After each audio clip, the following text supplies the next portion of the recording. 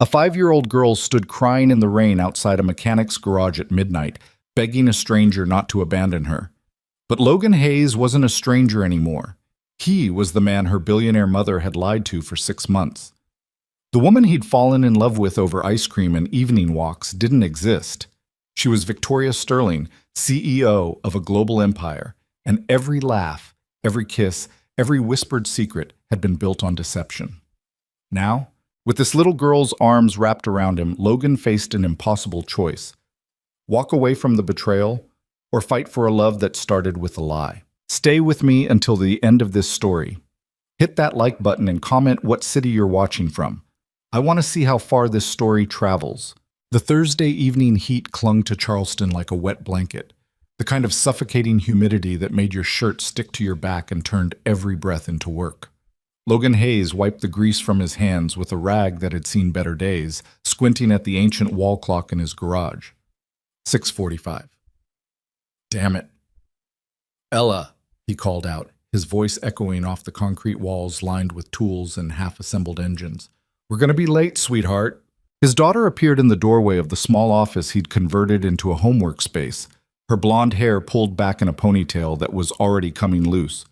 7 years old, and she had her mother's eyes, that same blue that could cut right through you when she was disappointed. You said we'd leave at 6:30, Ella said, not quite accusing, but close enough. Logan felt that familiar twist in his gut, the one that showed up every time he failed to be two people at once. I know, baby. I'm sorry. Mr. Peterson's Porsche had this issue with the... I don't care about Mr. Peterson's car, Dad. Ella grabbed her small backpack, the one with the worn piano keys printed on it. Mrs. Chen doesn't like it when we're late. She was right, of course. Mrs. Chen, the elderly piano teacher who charged half what she should have because she knew Logan was barely scraping by, had every right to expect punctuality. He'd been late 3 times this month already. 5 minutes, Logan promised, turning back to hastily secure the Porsche's hood. I just need to... That's what you always say. The words hit harder than she probably meant them to. 7 years old and already learning that promises from adults didn't mean much. Logan's hand stilled on the hood latch. You're right, he said quietly, letting the hood fall shut with a solid thunk. Let's go. Now. Ella's expression softened immediately, guilt flickering across her face. I didn't mean... No, you were right to call me out. Logan grabbed his keys and ushered her toward his truck, a 15-year-old Ford that burned oil and made concerning noises when he turned left. Your mom would have done the same thing. They didn't talk about Sarah much anymore. 3 years gone, and sometimes it felt like yesterday, sometimes like a lifetime. The grief had settled into something manageable, like a weight you got used to carrying, but moments like this, moments when Ella looked at him with those eyes, it came rushing back. The drive to Mrs. Chen's house took 12 minutes. Logan spent most of it mentally calculating whether he could afford new brake pads this month, or if he'd have to make them last another few weeks. Probably the latter. Dad, you're doing it again, Ella said from the passenger seat. Doing what? That face. The worry face. Logan tried to smooth his expression. I'm not worried. You're always worried. She said it matter-of-factly, like she was commenting on the weather. It's okay. I know stuff is hard. Christ, 7 years old and carrying adult concerns because he couldn't hide them better. Logan reached over and squeezed her hand. Things aren't that hard, Elle. We're doing fine. We had cereal for dinner last night. Some people love cereal for dinner. For 3 nights in a row? Okay, so I'm not winning any cooking awards. Logan pulled up in front of Mrs. Chen's small house, noting with relief that they were only 10 minutes late instead of 20. But we're together, right? That's what matters. Ella unbuckled her seatbelt but didn't move to get out. Do you think Mom would be disappointed in us? The question came out of nowhere and hit like a punch to the solar plexus. Logan turned to look at his daughter, really look at her, and saw something he'd been missing. She wasn't just upset about being late. She was carrying something heavier. Hey, he said softly, unbuckling his own seatbelt so he could turn to face her properly. Where's this coming from? Ella shrugged, suddenly fascinated by her backpack zipper. Jessica's mom was talking to another mom after school. They didn't know I could hear. They said... She paused, swallowing hard. They said you were struggling. That maybe I should spend more time at Jessica's house so you could work more. Logan's jaw clenched. He knew exactly which mother that was. Amanda Brennan, who drove a Range Rover and thought her husband's middle management position at an insurance company made them royalty. First of all, Logan said, working to keep his voice even, those ladies don't know anything about us. Second, you are never, and I mean never, a burden that I need a break from. You're the only thing in my life that makes sense. Got it? Ella's eyes were shiny with tears she was trying to hold back.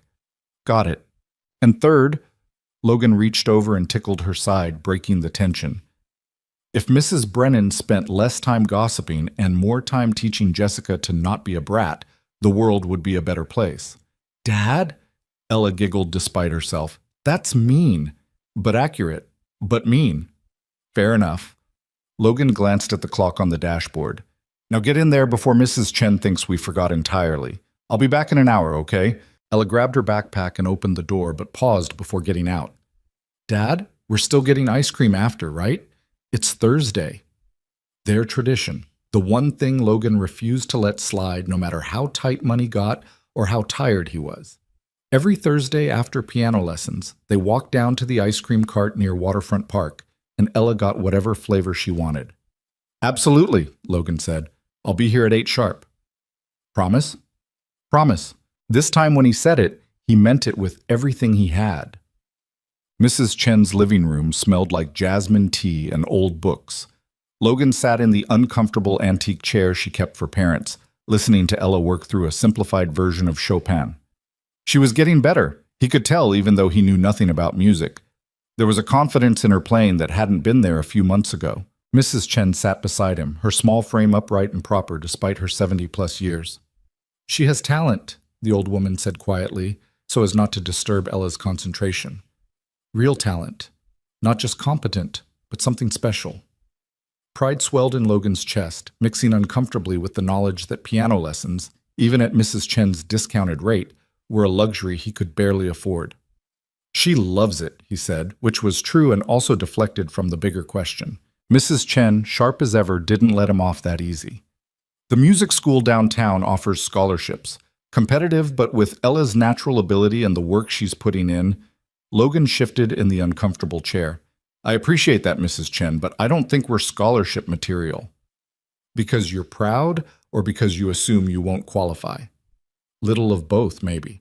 Stupid, Mrs. Chen said bluntly, and Logan almost laughed at her directness. Ella's gift shouldn't be limited by your ego. She was right, of course, but that didn't make it easier to swallow. Logan had grown up in foster care, bounced from house to house until he aged out at 18. He'd learned early that accepting help came with strings, with conditions, with people holding their generosity over your head. But this wasn't about him. It was about Ella. I'll look into it, he conceded. Mrs. Chen nodded, satisfied. Good. Now, about next month.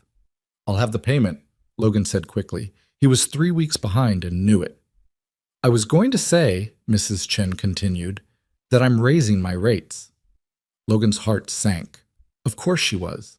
Everything was getting more expensive, and she'd been undercharging for years. By -$20, Mrs. Chen finished, a slight smile on her weathered face. What? You heard me. $50 a month instead of $70. Don't argue. I'm old, and I've decided music should cost less than car repairs. Mrs. Chen, also, I've decided I don't like teaching on Thursdays anymore. Wednesdays are better, starting next week. Logan stared at her, understanding dawning slowly. She was shifting Ella's lesson day so he wouldn't have to choose between being on time for lessons and finishing jobs that paid the bills. She was lowering the rate because she knew he was struggling, and she was doing it in a way that let him keep his dignity. Thank you, he said, his voice rougher than he intended. Don't thank me. Just make sure that girl gets to use her gift. Mrs. Chen stood, signaling that the lesson was wrapping up. And Mr. Hayes, stop skipping meals. You look like hell. 8 o'clock found Logan and Ella walking hand in hand down the brick pathways of Waterfront Park. The evening had cooled to merely oppressive instead of unbearable, and the harbor breeze carried the salt smell of the ocean mixed with the sweetness from the ice cream cart stationed near the fountain. Strawberry or mint chip? Ella asked, a question she posed every week despite always choosing strawberry. That's a tough call, Logan played along, but I'm thinking you're going to surprise me and go with vanilla. Dad, nobody goes with vanilla. Vanilla is a classic, underappreciated. Vanilla is boring. Vanilla is reliable, which is another word for boring.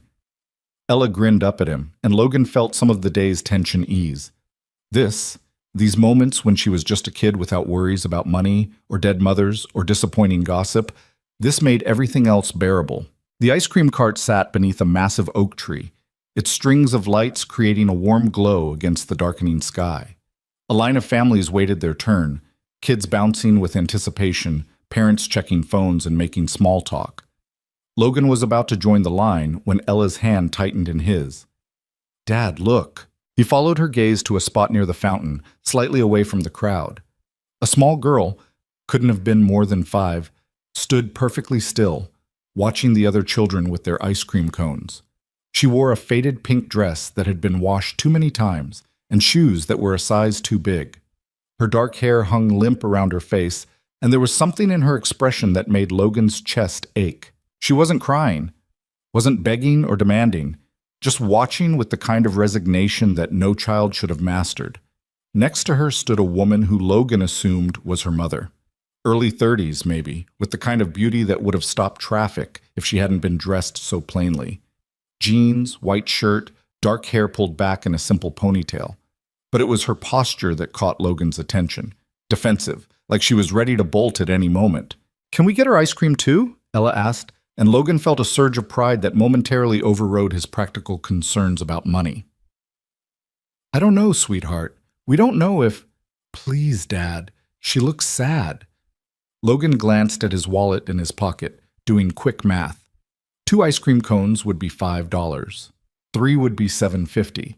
He'd budgeted $6 for tonight, but he had some emergency cash tucked in his truck that was supposed to be for actual emergencies. Then he looked at the little girl again and made a decision that seemed small in the moment, but would end up changing everything. Yeah, he said.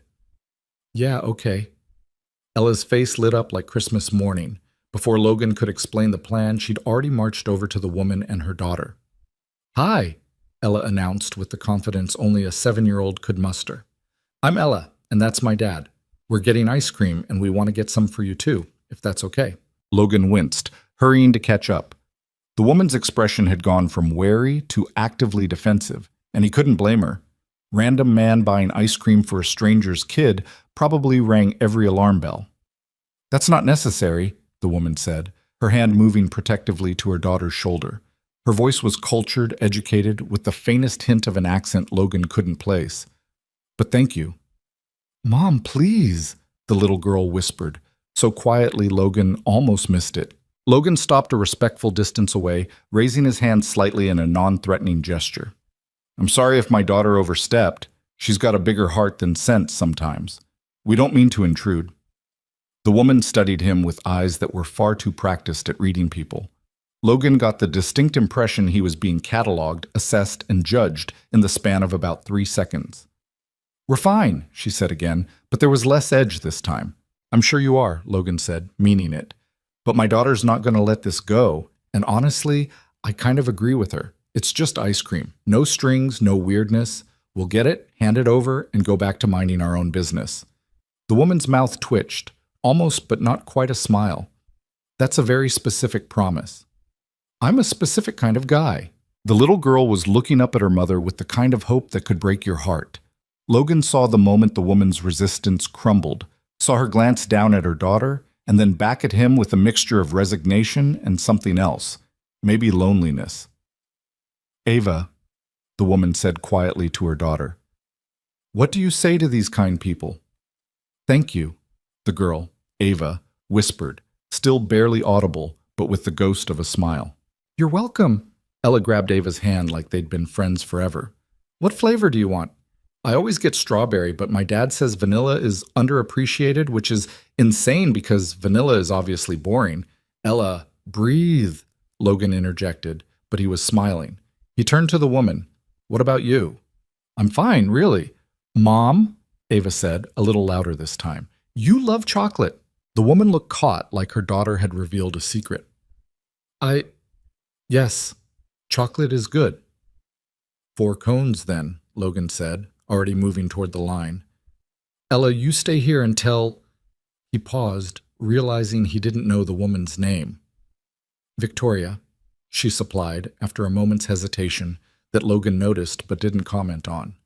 Stay here with Victoria and Ava. I'll be right back. The line moved slowly, giving Logan plenty of time to second-guess his decision. $7.50 for ice cream was stupid when he had $12 in his checking account until tomorrow's deposit cleared. He should have just gotten 2 cones like planned and taught Ella a valuable lesson about staying in your lane. But then he glanced back and saw Ella and Ava sitting on the edge of the fountain, heads together, as Ella talked a mile a minute, and Ava actually smiled, really smiled, and Logan knew he'd made the right call. Victoria stood a few feet away from the girls, arms crossed but not quite as defensive as before. She was watching her daughter with an expression that Logan recognized because he'd worn it himself 1,000 times. Relief mixed with sadness that such a small thing could make her child so happy. Whatever Victoria's story was, Logan got the sense it wasn't simple. The teenager running the ice cream cart was efficient despite the line. Logan ordered 4 cones, strawberry for Ella, chocolate for Victoria, and asked Ava what she wanted. Vanilla, Ava said shyly when he walked back over. See, Logan said to Ella, vanilla is perfectly respectable. Still boring, Ella insisted, but she was grinning.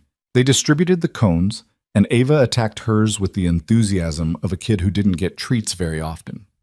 Victoria took hers more carefully, almost reluctantly. Thank you, she said to Logan, and this time there was real warmth in it. You didn't have to do this. I know, but my daughter's got strong opinions about fairness, and arguing with her is exhausting.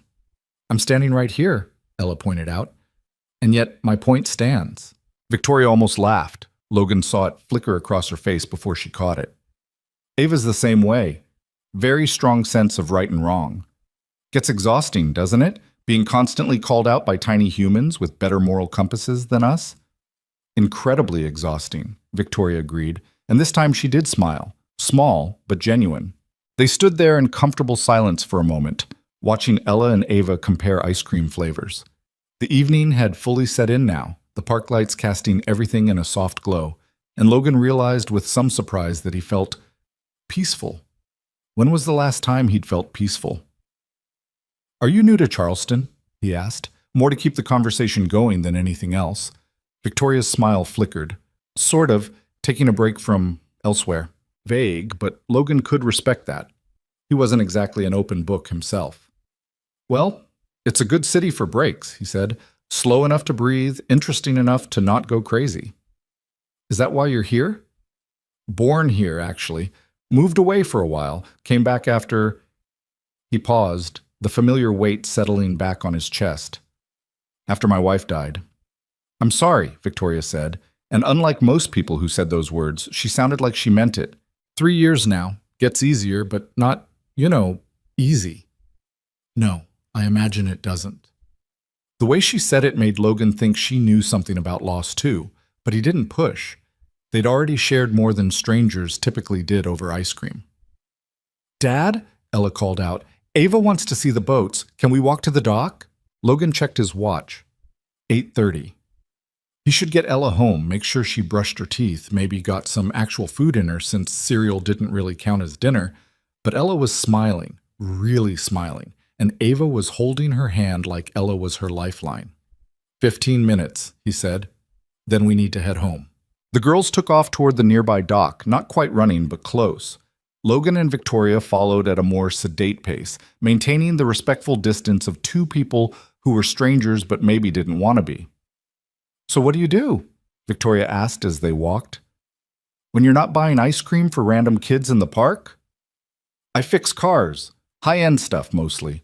Got a small garage on the east side. You own your own business? Own is a generous word. I rent a space and barely keep the lights on, but yeah, it's mine. Logan shoved his hands in his pockets. What about you? Victoria hesitated, and Logan got the sense he was about to be lied to. I do business consulting. Remote work, mostly. It lets me travel with Ava. Must be nice. Flexible schedule. Sometimes. Other times it's... She trailed off, seeming to catch herself. It's complicated. They'd reached the dock where Ella and Ava were pointing at boats and making up stories about where they were going. The harbor stretched out before them, dark water reflecting the city lights. "Your daughter's wonderful," Victoria said quietly. "The way she just included Ava without hesitation, that's special." "Yeah, well, she gets that from her mom. I'm more the mind-your-own-business type naturally. Sarah was the one who talked to strangers and made friends in grocery store lines." Logan smiled at the memory. "Drove me crazy, but in the best way." "Ava's father left when she was 2, Victoria said abruptly, like she needed to match his honesty. "Just walked out one day and never came back. Sent divorce papers 3 months later." "Jesus, I'm sorry." "Don't be. He was—" She stopped herself. "It's better this way." Logan wanted to ask more, but recognized the shudders coming down in her expression. Instead, he called out to the girls that time was up, earning groans of protest. "5 more minutes?" Ella pleaded. "We said 15 and we've been here 20. Come on, kiddo." As they walked back through the park, Ava suddenly stopped and looked up at Logan with those huge, sad eyes. "Thank you for the ice cream, mister." "Hayes, but you can call me Logan." "Thank you, Logan." Then even quieter. "And thank you for being nice to my mom." The words hit Logan sideways. What kind of life had this kid lived where a man being polite to her mother was worth special thanks? "You're very welcome, Ava," he managed. Victoria's expression had gone carefully blank, but Logan saw the tension in her shoulders, the way her hand found her daughter's head and stroked her hair with the kind of desperation that came from knowing you couldn't protect your kid from everything. They parted ways at the edge of the park. Ella extracted a promise from Ava that they'd see each other again, and Ava looked to her mother with such hope that Victoria couldn't possibly say no. "We walk through here most Thursday evenings," Logan offered. "After piano lessons. If you're around—" "We might be," Victoria said carefully. "Thank you again, Logan." "Anytime." He and Ella walked to his truck in comfortable silence. As he buckled her in, Ella said, "She doesn't have many friends, does she?" "Who, Ava?" "Yeah. You could tell, the way she looked at you like she couldn't believe you were real." Logan climbed into the driver's seat, struck once again by his daughter's perception. "Maybe not, but she's got you now, right?" "Right," Ella said firmly. "I'm going to be her best friend." On the drive home, Logan found himself thinking about Victoria, about the careful way she'd answered questions, the flash of something haunted in her eyes, the expensive watch she wore that didn't quite match her simple clothes. She was hiding something, running from something, maybe. But that was none of his business. Except some part of him, the part that Sarah had nurtured, the part that Ella kept alive. That part wanted to make it his business, wanted to know Victoria's story, wanted to help somehow. "You like her," Ella said suddenly. "What? Who?" "Ava's mom. You like her." "I just met her, Elle." "So? You were smiling. You don't smile very much anymore." Logan glanced at his daughter in the rearview mirror. "I smile." "Not like that. Not the real kind." They pulled into the driveway of their small rental house. 2 bedrooms, 1 bathroom, a kitchen that barely deserved the name. Home. "Get ready for bed," Logan said, deflecting. "Teeth, pajamas, the whole thing. I'll come check on you in 10 minutes. But as Ella headed inside, Logan sat in his truck for a moment longer, thinking about a woman named Victoria who did remote consulting but held herself like royalty. About a little girl who thanked strangers for basic kindness. About the way Victoria had almost laughed at his joke, like she was out of practice. Yeah, she was definitely hiding something. And yeah, Logan was definitely in trouble. The next Thursday, Logan made sure they arrived at the park a few minutes early. He told himself it was because Ella was excited to see if Ava would be there, that it had nothing to do with wanting to see Victoria again. He was lying to himself and knew it. "Do you think they'll come?" Ella asked for the 3rd time, scanning the park anxiously. "I don't know, sweetheart. We only met them once. They might not even—" "There they are!" Ella took off running before Logan could stop her. And there they were, Victoria and Ava, sitting on a bench near the fountain, both of them looking up in surprise as Ella barreled toward them. Logan followed at a more reasonable pace, trying to ignore the way his heart rate had picked up. Victoria stood as he approached, and he noticed she'd dressed almost identically to last week. Jeans, simple shirt, hair back, like she was trying to disappear. "Hi," he said, feeling suddenly awkward. "Hi," Victoria replied, and there was the ghost of that smile again. "We were in the area." "Right, coincidentally. Very coincidentally." The girls had already launched into rapid-fire conversation, comparing notes on their weeks. Logan and Victoria stood there, two adults suddenly unsure what to do with themselves. "So," Logan started, "ice cream? Is that going to be a regular thing?" "Maybe, if you keep showing up." "That sounds like a routine." "Routines aren't bad," Logan said. "They're reliable." "Like vanilla ice cream?" "Exactly like vanilla ice cream."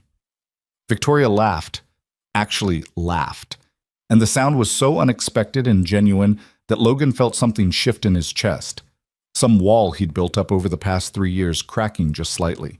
They fell into an easy pattern over the following weeks. Thursday evenings at the park. Ice cream.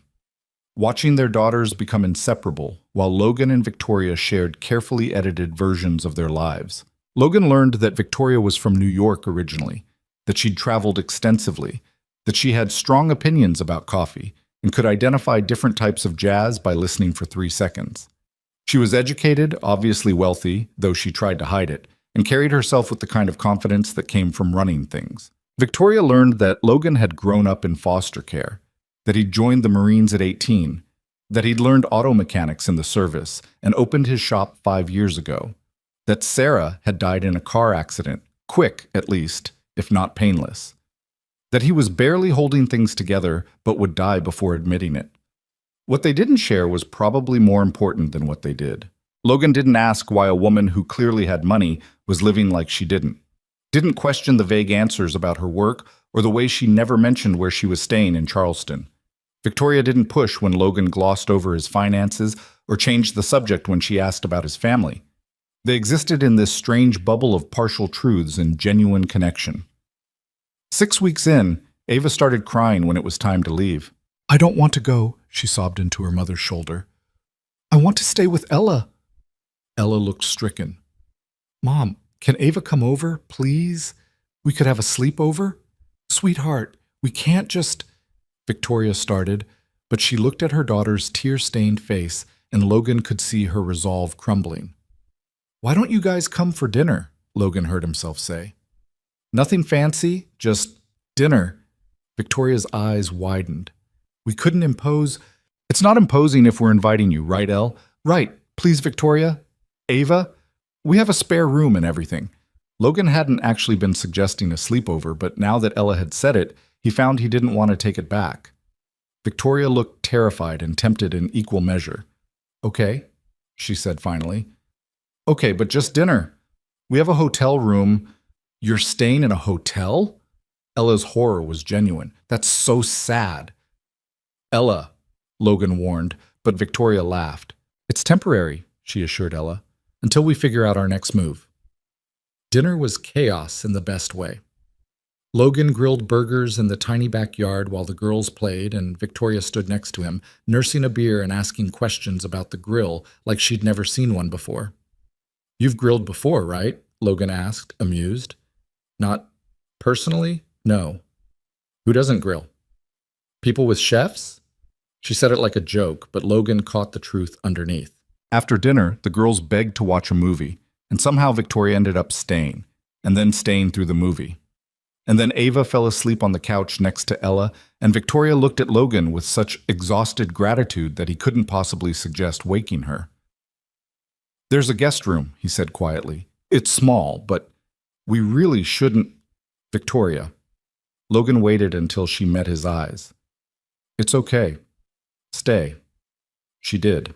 It became a new pattern. Thursday dinners. Sometimes Fridays too. Weekend outings to the beach where Logan taught both girls to body surf, and Victoria sat on the sand, watching with that mixture of happiness and sadness that Logan was starting to recognize as her baseline. 2 months after that first ice cream meeting, Logan and Victoria were sitting on his back porch after the girls had gone to bed. The cicadas were loud, the night hot, and they were sharing a six-pack that was down to its last 2 beers. Can I ask you something? Victoria said, slightly tipsy in a way that made her words loose. Sure. Why are you alone? Logan took a long drink. My wife died. I know, but that was 3 years ago. She gestured vaguely at him. You're not exactly hard to look at. You're kind, good with kids, financially stable. I'm broke, Logan corrected. Let's not oversell this. Fine, financially struggling, but still, women must throw themselves at you. Logan snorted. Yeah, I'm fighting them off daily. Can't walk down the street without tripping over interested women. I'm serious. So am I. Victoria, look at my life. I work 60 hours a week to barely make rent. My daughter eats cereal for dinner more than she should. I drive a truck that might actually die any day now. I'm not exactly a catch. You're wrong, Victoria said softly. You're exactly a catch. You just don't see it. Something in her voice made Logan turn to look at her. She was watching him with an intensity that made his breath catch. What about you? He asked, deflecting. Why are you alone? Victoria's expression shuddered. That's complicated. Everything about you is complicated. I know. I'm sorry. Don't be sorry, just... Logan set down his beer, suddenly needing to say something he'd been holding back. Just know that whatever you're running from, you're safe here, with us. I don't need to know your whole story, but I need you to know that. Victoria's eyes went shiny with tears she didn't let fall. Logan, you don't have to say anything. I just wanted you to know. They sat in silence for a while, listening to the night. Finally, Victoria spoke. I've never had this before. Had what? This. Normal. Someone who... She paused, choosing words carefully. Someone who sees me and not what I can do for them. Logan frowned. What could you possibly do for me besides be my friend? Victoria laughed, but it sounded broken. Exactly. Before Logan could respond, she stood abruptly. I should check on Ava. She fled inside, leaving Logan alone with his confusion and a growing certainty that Victoria's secrets were bigger than he'd imagined. But the thing was, he didn't care. Whatever she was hiding, whoever she'd been before Charleston, it didn't matter. What mattered was Ava's laugh when Ella told bad jokes, Victoria's smile when she forgot to guard it, the way his house felt less empty when they were in it. Logan was falling for her, and he was pretty sure she was falling for him too, which meant, eventually, those secrets were going to matter very much indeed.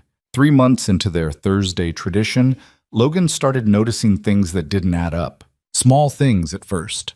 The way Victoria's phone would buzz with notifications she'd silence immediately, her face tightening with stress before she forced it smooth again. The designer handbag she carried 1 week before switching back to a plain canvas tote the next, like she'd caught herself slipping. The time Ava mentioned their old house with the big stairs, and Victoria had changed the subject so fast it gave Logan whiplash. But the biggest tell was the watch. Victoria wore the same simple clothes week after week, rotated through maybe 3 outfits total, but that watch never came off. Logan knew enough about luxury cars to recognize expensive when he saw it. And that watch, slim, elegant, with a face that caught the light just right, that was easily 5 figures. Maybe more. He didn't say anything. They had an unspoken agreement, he and Victoria. Don't ask, don't tell. It worked for them. Except it was getting harder to maintain that distance when Ella started asking questions. Why doesn't Ava go to school? She asked one night after Victoria and Ava had left. Logan was washing dishes and Ella was supposed to be getting ready for bed, but was instead perched on the kitchen counter. Maybe she's homeschooled, Logan said, scrubbing at a particularly stubborn pot. But Victoria works. She told you she works from her laptop. How can she homeschool and work? I don't know, Elle. Every family's different. And why do they live in a hotel? That's weird, right? People don't just live in hotels for months. Logan set down the pot with more force than necessary. Ella, we don't ask people about their business. They've got their reasons, and those reasons are theirs. But don't you wonder? Of course I wonder. But wondering and asking are 2 different things. Logan turned to face his daughter, who was swinging her legs and watching him with eyes far too perceptive for 7. Victoria's our friend. When she's ready to tell us more, she will. Until then, we respect her privacy. Got it? Ella sighed dramatically. Got it. But for the record, I think she's a spy. A spy. Think about it. She's mysterious. She moves around a lot. She's got that watch that's probably got like cameras in it or whatever. That's not how spy watches work. How would you know? Are you a spy? Yes, Ella. I'm a spy who fixes Porsches in Charleston. Very covert operation. You're making fun of me. Little bit? Logan grabbed a towel and started drying. Now go brush your teeth for real this time. But as Ella trudged off toward the bathroom, Logan found himself staring at the dish in his hands, thinking about Victoria's secrets and wondering just how deep they went. The answer came 2 weeks later, on a sticky Tuesday afternoon when Logan was elbow deep in a BMW's engine and trying to figure out why it was making a sound like a dying walrus. Logan, you back there? He recognized the voice immediately. Marcus Webb, who'd gone to high school with Logan about 100 years ago and now worked in downtown Charleston doing something with finance that Logan had never quite understood. Yeah, in the bay, Logan called out, not looking up from the engine. Give me a second. Take your time, man. I'm not in a rush. Logan finished tightening the belt he'd been adjusting and straightened up, wiping his hands on a rag. Marcus stood in the doorway of the garage bay, looking wildly out of place in his suit and tie. Marcus, what brings you to my humble establishment? Finally ready to let me work on that Tesla. You know I don't trust you with my baby, Marcus grinned. No, I was in the area and thought I'd stop by. Haven't seen you in forever. Been busy. You know how it is. Yeah, I saw. You've got quite the setup here now. Marcus glanced around the garage approvingly. Heard you're the guy for European imports. Trying to be.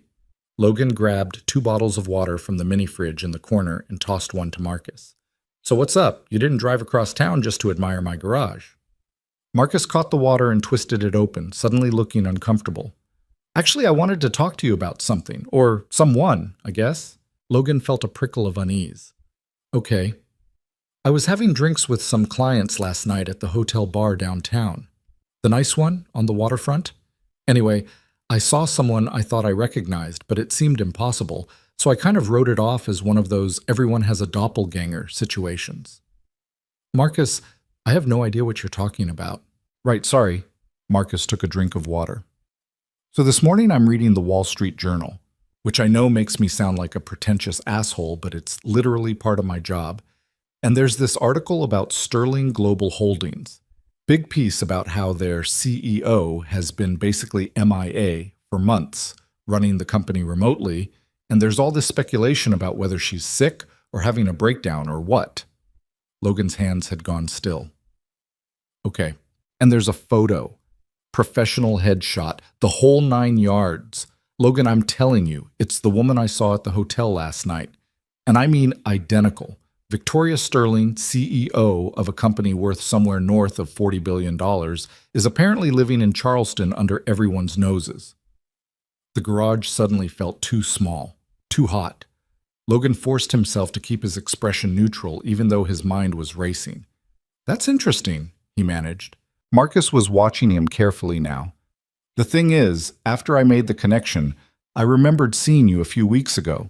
I was driving past Waterfront Park and I saw you with some woman and 2 kids, and I thought, good for Logan, getting back out there. But now I'm wondering if that woman was none of your business either way, Logan finished, his voice flat. Hey man, I'm not trying to cause problems, I'm just… Look, if you're somehow involved with Victoria Sterling, you should know what you're dealing with. This isn't just some wealthy person. We're talking about one of the most powerful CEOs in the country. The kind of person who moves markets with a single interview.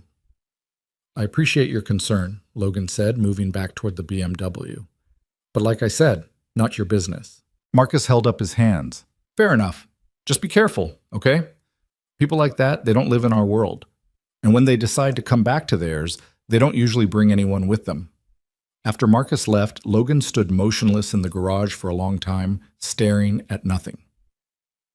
Victoria Sterling. CEO, $40 billion. He should have been shocked, but he wasn't. All those little inconsistencies suddenly made perfect sense. The way she held herself, the expensive watch, the vague answers about her work, the hotel instead of an apartment. She hadn't been lying exactly. Business consulting could technically describe what a CEO did. and she definitely worked remotely. But she'd been hiding. Hiding herself, hiding her life, hiding everything that made her who she really was. The question was why? And the bigger question, the one that made Logan's stomach churn, was whether anything between them had been real. He didn't go to the park that Thursday. He told Ella he had to work late, which was true, but also convenient. Mrs. Chen had moved their lesson to Wednesdays, so there was no piano commitment, no reason they had to maintain their routine. Ella was devastated. But what about Ava? She'll be waiting for us. I'm sure they'll understand, Logan said, keeping his eyes on the carburetor he was cleaning.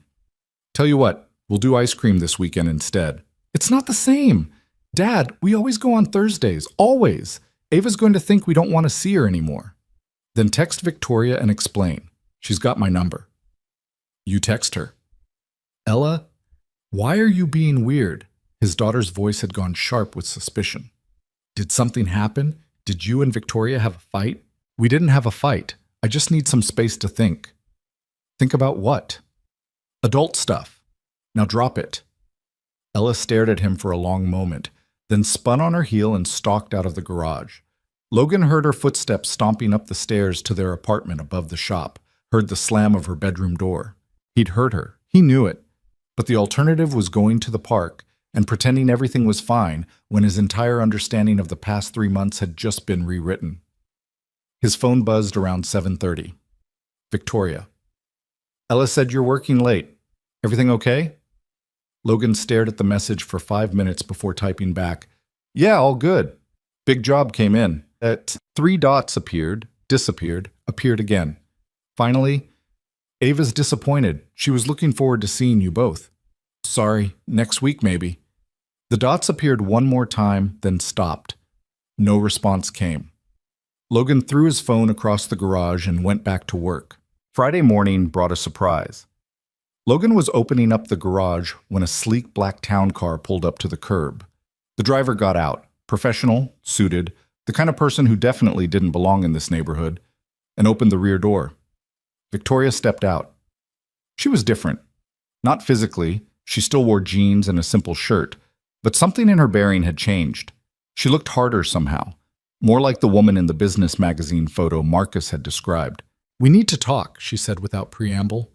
Logan gestured to the garage. I'm working. Logan, please. The please did it. He sighed and led her inside, acutely aware of how shabby his shop must look to someone who ran a $40 billion company. Oil stains on the concrete floor, tools that were old but functional. The whole place smelled like grease and solvent. Victoria didn't seem to notice or care. She stood in the middle of the bay, arms crossed, and got straight to the point. You know. It wasn't a question, but Logan answered anyway. Yeah, I know. How? Does it matter? It matters to me. Logan grabbed a shop towel and wiped his hands, buying time. A friend saw you, made the connection, told me yesterday. Victoria's jaw tightened. Which friend? Doesn't matter. He's not going to say anything. Logan, you don't understand how this works. If even one person recognizes me, if it gets out that I'm here, then what? Logan cut her off. Your billion-dollar empire collapses? The stock market crashes? What, Victoria? What's so terrible about people knowing where you are? It's not about the company, she snapped. It's about Ava. It's about having one place where she can just be a normal kid without photographers following her to the playground or security details monitoring her every move. It's about... She stopped abruptly, breathing hard. Logan set down the towel. It's about you being able to pretend you're someone else. That's not fair. Isn't it? You've been lying to me for 3 months, Victoria. Or is it Miss Sterling? I don't even know what to call you anymore. I never lied to you. Bullshit. Lies of omission are still lies. Victoria flinched like he'd hit her. I told you I did business consulting. That's true. I told you I worked remotely. Also true. I told you I was taking a break. You didn't tell me you were a billionaire CEO hiding from your real life. Logan's voice had risen, and he forced himself to take a breath. You let me buy you ice cream. You let me make you burgers in my shitty backyard. You sat in my house and drank cheap beer, and the whole time you were, what? Slumming it? Getting your fix of how the other half lives. Stop it. Victoria's voice was quiet but fierce. You know it wasn't like that. Do I? Because from where I'm standing, I have no idea what was real and what was just you playing pretend. They stared at each other across the oil-stained concrete.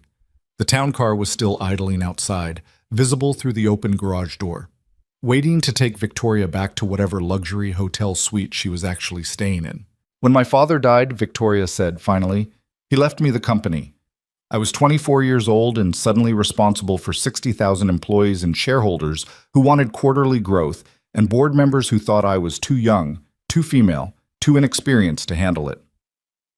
Logan didn't say anything, just listened. I worked 90-hour weeks. I missed birthdays, holidays, everything, because if I showed any weakness, they'd replace me. When I met Ava's father, I thought, finally, here's someone who sees me as a person. Turns out he saw me as a bank account. He married me, got me pregnant, and then tried to leverage Ava in the divorce to extract more money. Victoria. She held up a hand. I'm not finished. After the divorce, it got worse. Every man who asked me out wanted something. Business connections, investment capital, a trophy wife to show off at parties. I haven't had a genuine conversation with someone who didn't want something from me in 5 years. Until that night at the ice cream cart. Her voice had gone thick with emotion. Logan felt his anger starting to crack. You bought my daughter ice cream because Ella wanted to be kind, Victoria continued. Not because you recognized me. Not because you wanted access to my money or my power. You did it because it was a nice thing to do.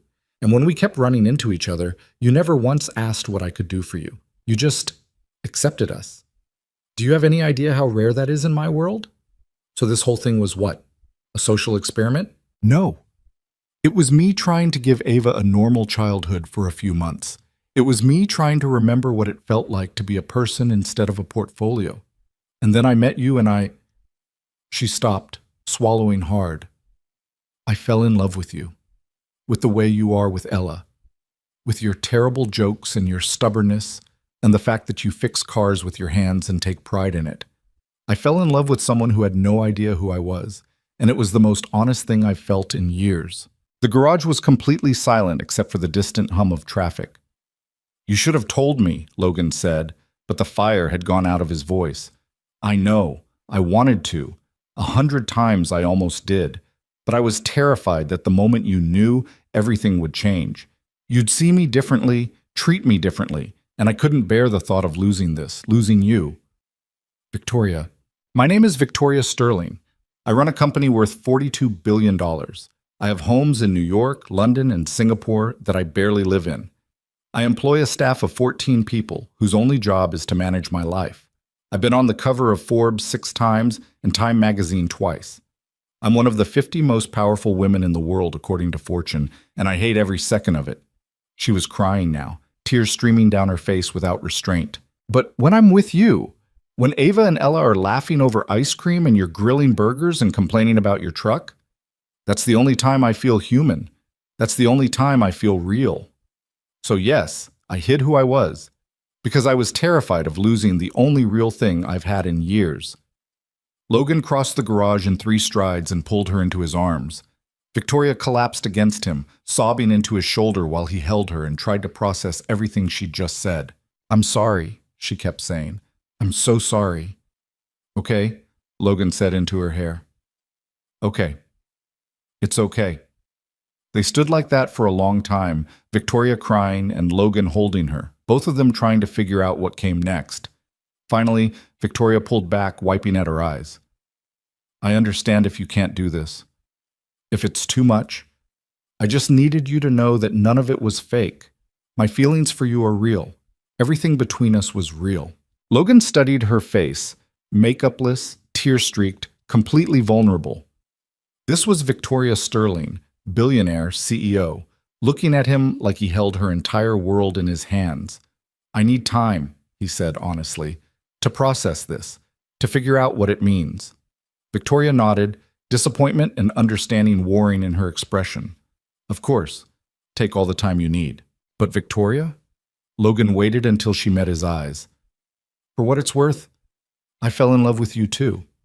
The you that sits on my back porch and drinks beer and talks about everything and nothing. I don't know if that's compatible with the you that runs a $40 billion empire, but I'd like to find out. Her face transformed, hope lighting it up from within. Really? Really, just no more secrets. If we're doing this, we're doing it honestly.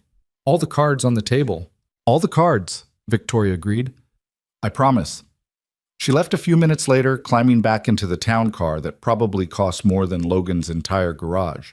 But before she went, she kissed him, quick and soft and full of promise. Logan watched the car disappear around the corner, then pulled out his phone and called Ella. We're going to the park Thursday, he said when she answered. You, me, Victoria, and Ava, our regular spot. Really? Ella's voice was bright with relief. You're not mad at her anymore. I'm not mad. It's complicated, but we're working it out. Does this mean she's your girlfriend now? Logan laughed despite everything. Maybe. We'll see. Good. Because Ava really needs a dad, and you need someone who makes you smile like that. Like what? Like you're happy. Really happy. Not just pretending. Logan's throat tightened. Yeah, Elle, I think you might be right about that. That Thursday, they met at the park as usual. But this time, when Victoria arrived, she wasn't alone. A discreet security detail followed at a distance. Two professionals who tried to blend in and mostly succeeded. Sorry, Victoria said when she saw Logan notice them. Non-negotiable. My head of security nearly had a stroke when he found out I'd been wandering around Charleston for 3 months without protection. It's fine, Logan said, meaning it. This was her reality. He was going to have to get used to it. Ava and Ella were already racing toward the fountain, oblivious to the complications of adult life. Logan and Victoria followed more slowly, fingers intertwined. So what happens now? Logan asked. You can't hide in Charleston forever. No, I can't. I need to go back to New York eventually. Handle some things in person. But I've been thinking, Victoria paused, watching their daughters. What if we didn't have to choose between my world and yours? What if we could find something in between? I'm listening. I could work remotely more permanently, split my time. Charleston could be home base instead of New York. Ava could go to regular school, have a normal life. I'd still need to travel for the business, but it doesn't have to be constant. And you, she looked up at him. You could expand your garage. I know you've been thinking about it. There's a property on King Street that would be perfect. Better location, more space. Victoria, I can't afford King Street. But I can, as an investment in a business I believe in. Logan stopped walking. Absolutely not. Why not? Because I'm not going to be the guy who dates you for your money. That's exactly what you were trying to avoid. Logan, you're not dating me for my money. You didn't even know about the money until yesterday. But the fact is, I have resources that could help you build something bigger than you could on your own. Is it so wrong to want to use those resources to help someone I love? It feels wrong. Victoria turned to face him fully. What if we made it a legitimate business arrangement? You maintain full creative control, full ownership. I'm just a silent investor who happens to be sleeping with the owner. You're not sleeping with the owner yet, Logan pointed out. Yet being the operative word. Victoria smiled, then grew serious again. I'm not trying to buy you, Logan, or fix your life. I just want to be part of it. And if my resources can make things easier, why is that bad? Logan wanted to argue, but he couldn't quite articulate why. Maybe because he'd been taking care of himself for so long that accepting help felt like weakness. Maybe because he was scared of becoming dependent on her. Maybe because some part of him still didn't quite believe this was real. Can we table this conversation for now? He asked finally. Figure out the US part before we get to the business part? Fair enough. Victoria squeezed his hand. But Logan, you're allowed to accept help. It doesn't make you weak or indebted. It just makes you someone who doesn't have to do everything alone anymore. They collected the girls and got ice cream, strawberry for Ella, vanilla for Ava, chocolate for Victoria, and coffee for Logan. The security detail bought their own cones and pretended not to be watching every person who came within 20 feet of their group. Are those men following us? Ava asked, noticing them finally. Victoria tensed, but she'd promised no more lies. Yes, sweetheart. They're my security team. They make sure we're safe. Why do we need security? Ella asked, ever curious. Because my mom's really important, Ava said matter-of-factly. She runs a big company, and sometimes people are weird about it. Weird how? They take pictures and ask lots of questions and won't leave us alone, Ava said, then brightened. But we've been hiding, so they haven't found us yet. Ella's eyes went wide. That's so cool. It's like you're in witness protection. It's not quite that dramatic, Victoria said, shooting Logan a look that said, "Help me out here." It's more like your mom wanted some privacy, Logan explained, which is totally fair. Everyone deserves privacy, even important people. But you're going to keep hiding here, right? Ella asked Victoria. You're not going to leave? Victoria crouched down to Ella's level. I might have to go back to New York sometimes for work, but Charleston is home now. Ava's going to go to school here, and we're going to stay. I promise. What about my dad? Ava asked quietly. Is he going to stay too? The question hung in the air. Victoria looked up at Logan, and he saw the fear in her eyes, fear that he'd run, that this was too much, that he'd break her daughter's heart. Logan crouched down next to Victoria so he was eye level with Ava. I'm not going anywhere, he told her. Your mom and I are still figuring things out, but I promise you, Ava, I'm not going anywhere. Ava studied him for a long moment, then wrapped her arms around his neck. Logan hugged her back, feeling her small body relax against him, and understood with sudden clarity that this wasn't just about him and Victoria anymore. These two little girls had built something together, a friendship, a sisterhood, a family, in all the ways that mattered. Whatever happened between him and Victoria, they had to protect that. Over Ava's shoulder, Logan met Victoria's eyes and saw the same realization reflected back at him. They were in this together now, all four of them, for better or worse. The next 6 weeks unfolded like a careful dance where both partners were trying not to step on each other's toes.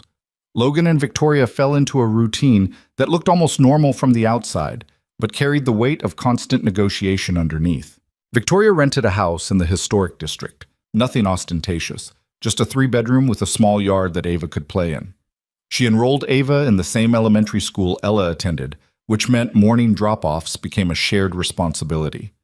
Logan would swing by Victoria's place with coffee, usually arriving to find her on a conference call with Tokyo or London, managing her empire in yoga pants and a t-shirt while Ava ate cereal at the kitchen counter. No, Richard, I don't care what the board thinks about the timeline, Victoria would say into her wireless earpiece, while simultaneously signing Ava's permission slip and gesturing at Logan to grab the lunchboxes from the counter. Tell them we move when I say we move, not when they get impatient. Logan learned to navigate this version of Victoria, the one who could switch from soft to steel in a heartbeat, who commanded respect from men twice her age, who made decisions worth millions of dollars while braiding her daughter's hair. It was jarring sometimes, seeing her shift between the woman who laughed at his stupid jokes and the CEO who could make grown men stammer with a single question. You get used to it, Victoria said one morning after a particularly intense call. They were driving the girls to school, and Logan must have been staring. Get used to what? The whiplash. I can see it on your face every time I switch modes.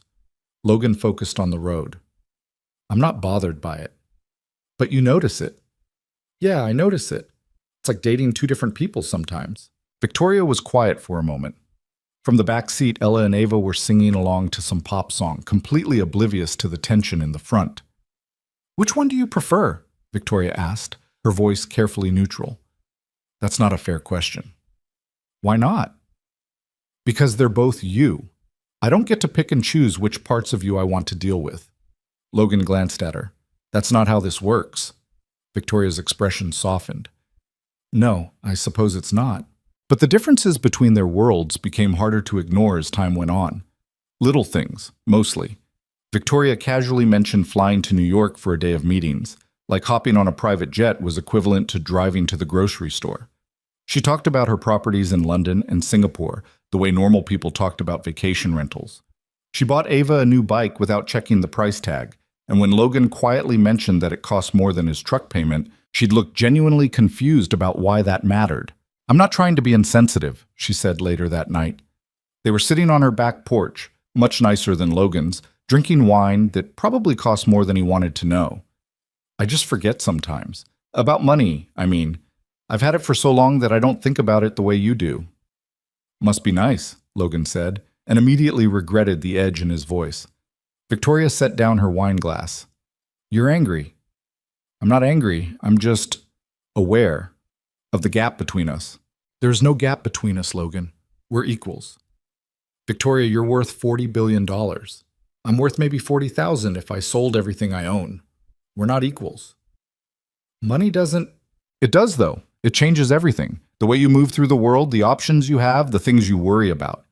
You don't understand what it's like to choose between fixing your truck and buying your kid new shoes. To lay awake at 3 in the morning, doing math in your head, trying to figure out how to make rent. That's my reality. It's never been yours. Victoria flinched. You're right, I don't understand that, but I understand loneliness. I understand what it's like to have everyone around you want something from you. I understand raising a child alone and wondering if you're screwing them up beyond repair. Maybe we come from different tax brackets, Logan, but we're not as different as you think. Logan wanted to argue, but she had a point. He sighed and reached for her hand. I'm sorry, that came out harsher than I meant it. No, you're right to be frustrated. I need to be more aware, more thoughtful about how I talk about things. Victoria laced her fingers through his. This is new for me, too. I've never dated someone who didn't know about the money first. I don't know how to navigate it. We'll figure it out, Logan said, though he wasn't entirely sure that was true. The cracks started showing in small ways. Victoria's head of security, a former Secret Service agent named Patricia who scared the hell out of Logan, insisted on running a background check on him. Victoria apologized profusely, said it was standard protocol, but Logan still felt violated having someone dig through his past like he was a potential threat. Then there was the incident with the photographer. Some tabloid reporter had gotten wind that Victoria Sterling was living in Charleston and tracked her down. Logan and Victoria were having lunch at a casual place downtown when the guy appeared with a camera, snapping photos and shouting questions. Ms. Sterling, is it true you're dating a local mechanic? How does your board feel about you abandoning New York? Is this a nervous breakdown or just a midlife crisis? Victoria's face went completely blank, that CEO mask slamming into place, while Patricia materialized from nowhere and physically blocked the photographer. Logan just sat there, frozen, as a scene unfolded that made every other diner turn and stare. We're leaving, Victoria said quietly, already standing. The story ran the next day. Billionaire CEO's secret romance with blue-collar boyfriend, complete with photos of Logan looking confused and Victoria looking furious. The article was a hatchet job, implying Victoria was having some kind of breakdown, questioning Logan's motives, speculating about what he was getting out of the relationship. Logan read it on his phone while sitting in his garage, his jaw getting tighter with every paragraph. His phone had been ringing all morning with people he barely knew suddenly wanting to catch up. Marcus had texted him a simple, I tried to warn you, man. Victoria showed up around noon, looking exhausted. I'm sorry, she said without preamble. My PR team is working on it. They'll get it taken down, issue a statement. It's already everywhere, Victoria. You can't put that genie back in the bottle. I know, but we can control the narrative, minimize the... Is that what we're doing now? Controlling narratives? Logan set down his phone. Because I've got to tell you, I'm pretty uncomfortable being someone's narrative. Victoria's face crumpled. That's not what I meant. But it's what's happening. Your life, your world. It's all about optics and PR and controlling information. And I'm just supposed to what? Smile and go along with it? No, you're supposed to understand that this is part of dating me. The attention, the scrutiny, the invasions of privacy. I hate it too, Logan, but it's not going away. Maybe that's the problem, Logan said quietly. Maybe we're trying to force something that doesn't fit. Victoria went very still. What are you saying? I'm saying I don't know if I can do this. Live in your fishbowl, have every moment analyzed and photographed and turned into some story for strangers to consume. That's not a life I want. What about what we want? What Ella and Ava want? You're just going to walk away because it's hard? I'm not walking away. I'm being realistic about whether this can actually work.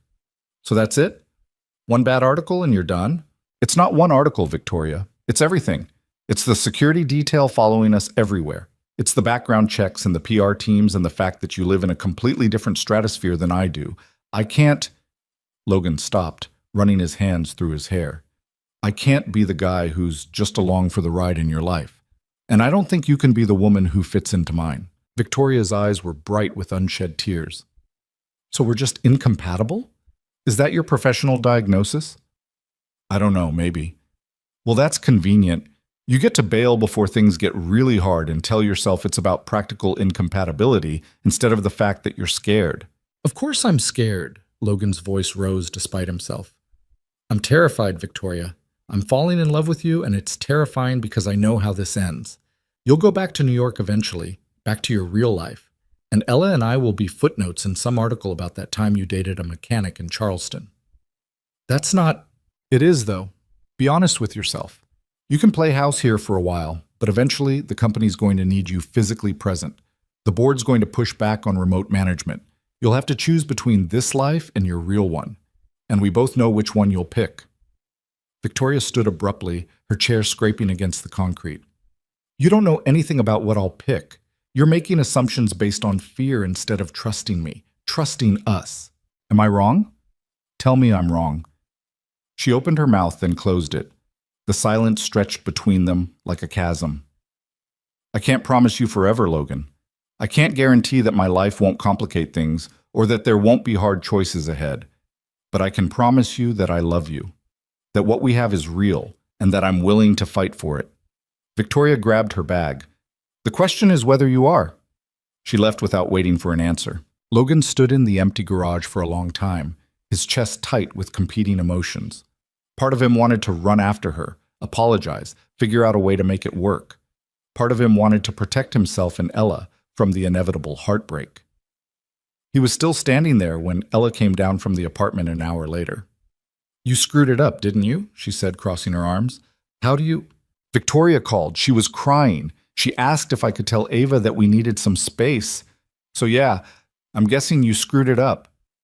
Logan sank onto a workbench. It's complicated, Elle. No, it's not. You love her. She loves you. That's literally the least complicated thing in the world. You don't understand. I understand that you're scared. I understand that losing Mom broke something in you and you're terrified of feeling that way again. But Victoria's not Mom, Dad, and loving her doesn't mean you didn't love Mom enough. The words hit Logan like a physical blow. That's not what this is about, isn't it? Ella sat down next to him. You've been alone for 3 years. You work all the time and you take care of me and you never do anything for yourself. Then Victoria shows up and suddenly you're happy, really happy. And that scares you because if you let yourself be happy, you might lose it again. When did you get so smart? I've always been smart. You just don't usually listen.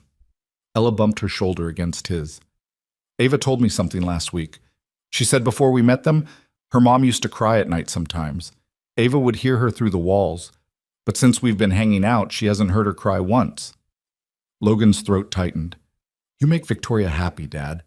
The way she makes you happy. Why is that not enough? Because happy doesn't pay bills or solve practical problems or bridge the gap between different worlds. So what? You're just going to give up? I'm being realistic. You're being a coward. Logan looked at his 7-year-old daughter, saw the disappointment in her eyes, and felt something crack inside him. Maybe I am, he admitted quietly. Ella stood up. Then fix it. Because Ava's my best friend and Victoria makes you smile, and if you mess this up because you're too stubborn to fight for something good, I'm going to be really, really mad at you. She stomped back upstairs, leaving Logan alone with his thoughts. 3 days passed. 3 days of Logan throwing himself into work, ignoring his phone, and generally making himself miserable. Ella barely spoke to him beyond necessary communication. His coffee tasted like ash. The garage felt oppressively empty. On the 4th day, Marcus showed up again. You look like hell, he said cheerfully. Thanks. Real supportive. I'm not here to be supportive. I'm here to tell you you're being an idiot. Marcus grabbed a stool and sat down uninvited. That woman, Victoria Sterling, she's turned down dinner invitations from literal royalty. She's been courted by CEOs, celebrities, politicians. She could have anyone in the world. Is this supposed to make me feel better? She picked you, Logan. You, with your $12 checking account and your dying truck and your one-man garage. Out of everyone in the world, she picked you. And you're throwing it away because you're scared of the attention? It's more complicated than that. It's not, though. You're in love with her. She's in love with you. Everything else is just logistics. Logistics matter, not as much as you think they do. Marcus leaned forward. I've known you since high school. You've always been the guy who does everything alone, who doesn't ask for help, doesn't lean on anyone, doesn't let people in. And yeah, that served you well when we were kids in shitty situations. But you're not that kid anymore. You're a grown man with a daughter who deserves to see what a healthy relationship looks like, and you're blowing it because you can't get out of your own way. Logan wanted to argue, but Marcus wasn't wrong about any of it. What if I can't be what she needs? Logan asked quietly. What if she doesn't need you to be anything except yourself? Did you ever consider that? Before Logan could answer, his phone rang. Unknown number. He almost didn't answer, but something made him pick up. Is this Logan Hayes? A woman's voice, professional and curt. Yeah, who's this? My name is Patricia Chen. I'm head of security for Ms. Sterling. I need you to come to Charleston Medical Center immediately. Logan's blood went cold. What happened? Is Victoria okay? There's been an incident. Ms. Sterling is fine, but her daughter... Patricia's voice wavered slightly. Ava was taken. The world tilted sideways. Taken? What do you mean taken? Kidnapped, approximately 2 hours ago from the school playground. We're working with local police, but Miss Sterling is... Patricia paused. She's asking for you. Can you come? Logan was already moving, grabbing his keys, shouting at Marcus to lock up the garage. I'm on my way. 10 minutes. He made it in 7, breaking every traffic law in the city. Patricia met him at the emergency room entrance, not because anyone was hurt, but because the hospital had a private conference room they were using as a command center. Victoria was pacing when Logan entered, her phone pressed to her ear, her face pale and streaked with tears. I don't care what the ransom is. Get it together. Liquid assets, stock liquidation. I don't care, whatever they want. She saw Logan, and her face crumpled. I have to go. Just handle it. She ended the call and stood there, shaking.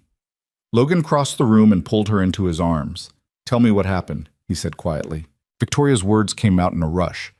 Ava was at recess. The security detail I had on her, they were watching, but there were so many kids and someone grabbed her. Just walked up with a fake permission slip, said there was a family emergency and the teacher let her go.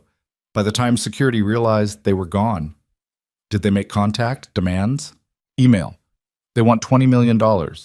They gave us 48 hours. Victoria pulled back, looking up at Logan with devastated eyes. This is my fault. If I hadn't been so visible, if I'd been more careful, this is not your fault.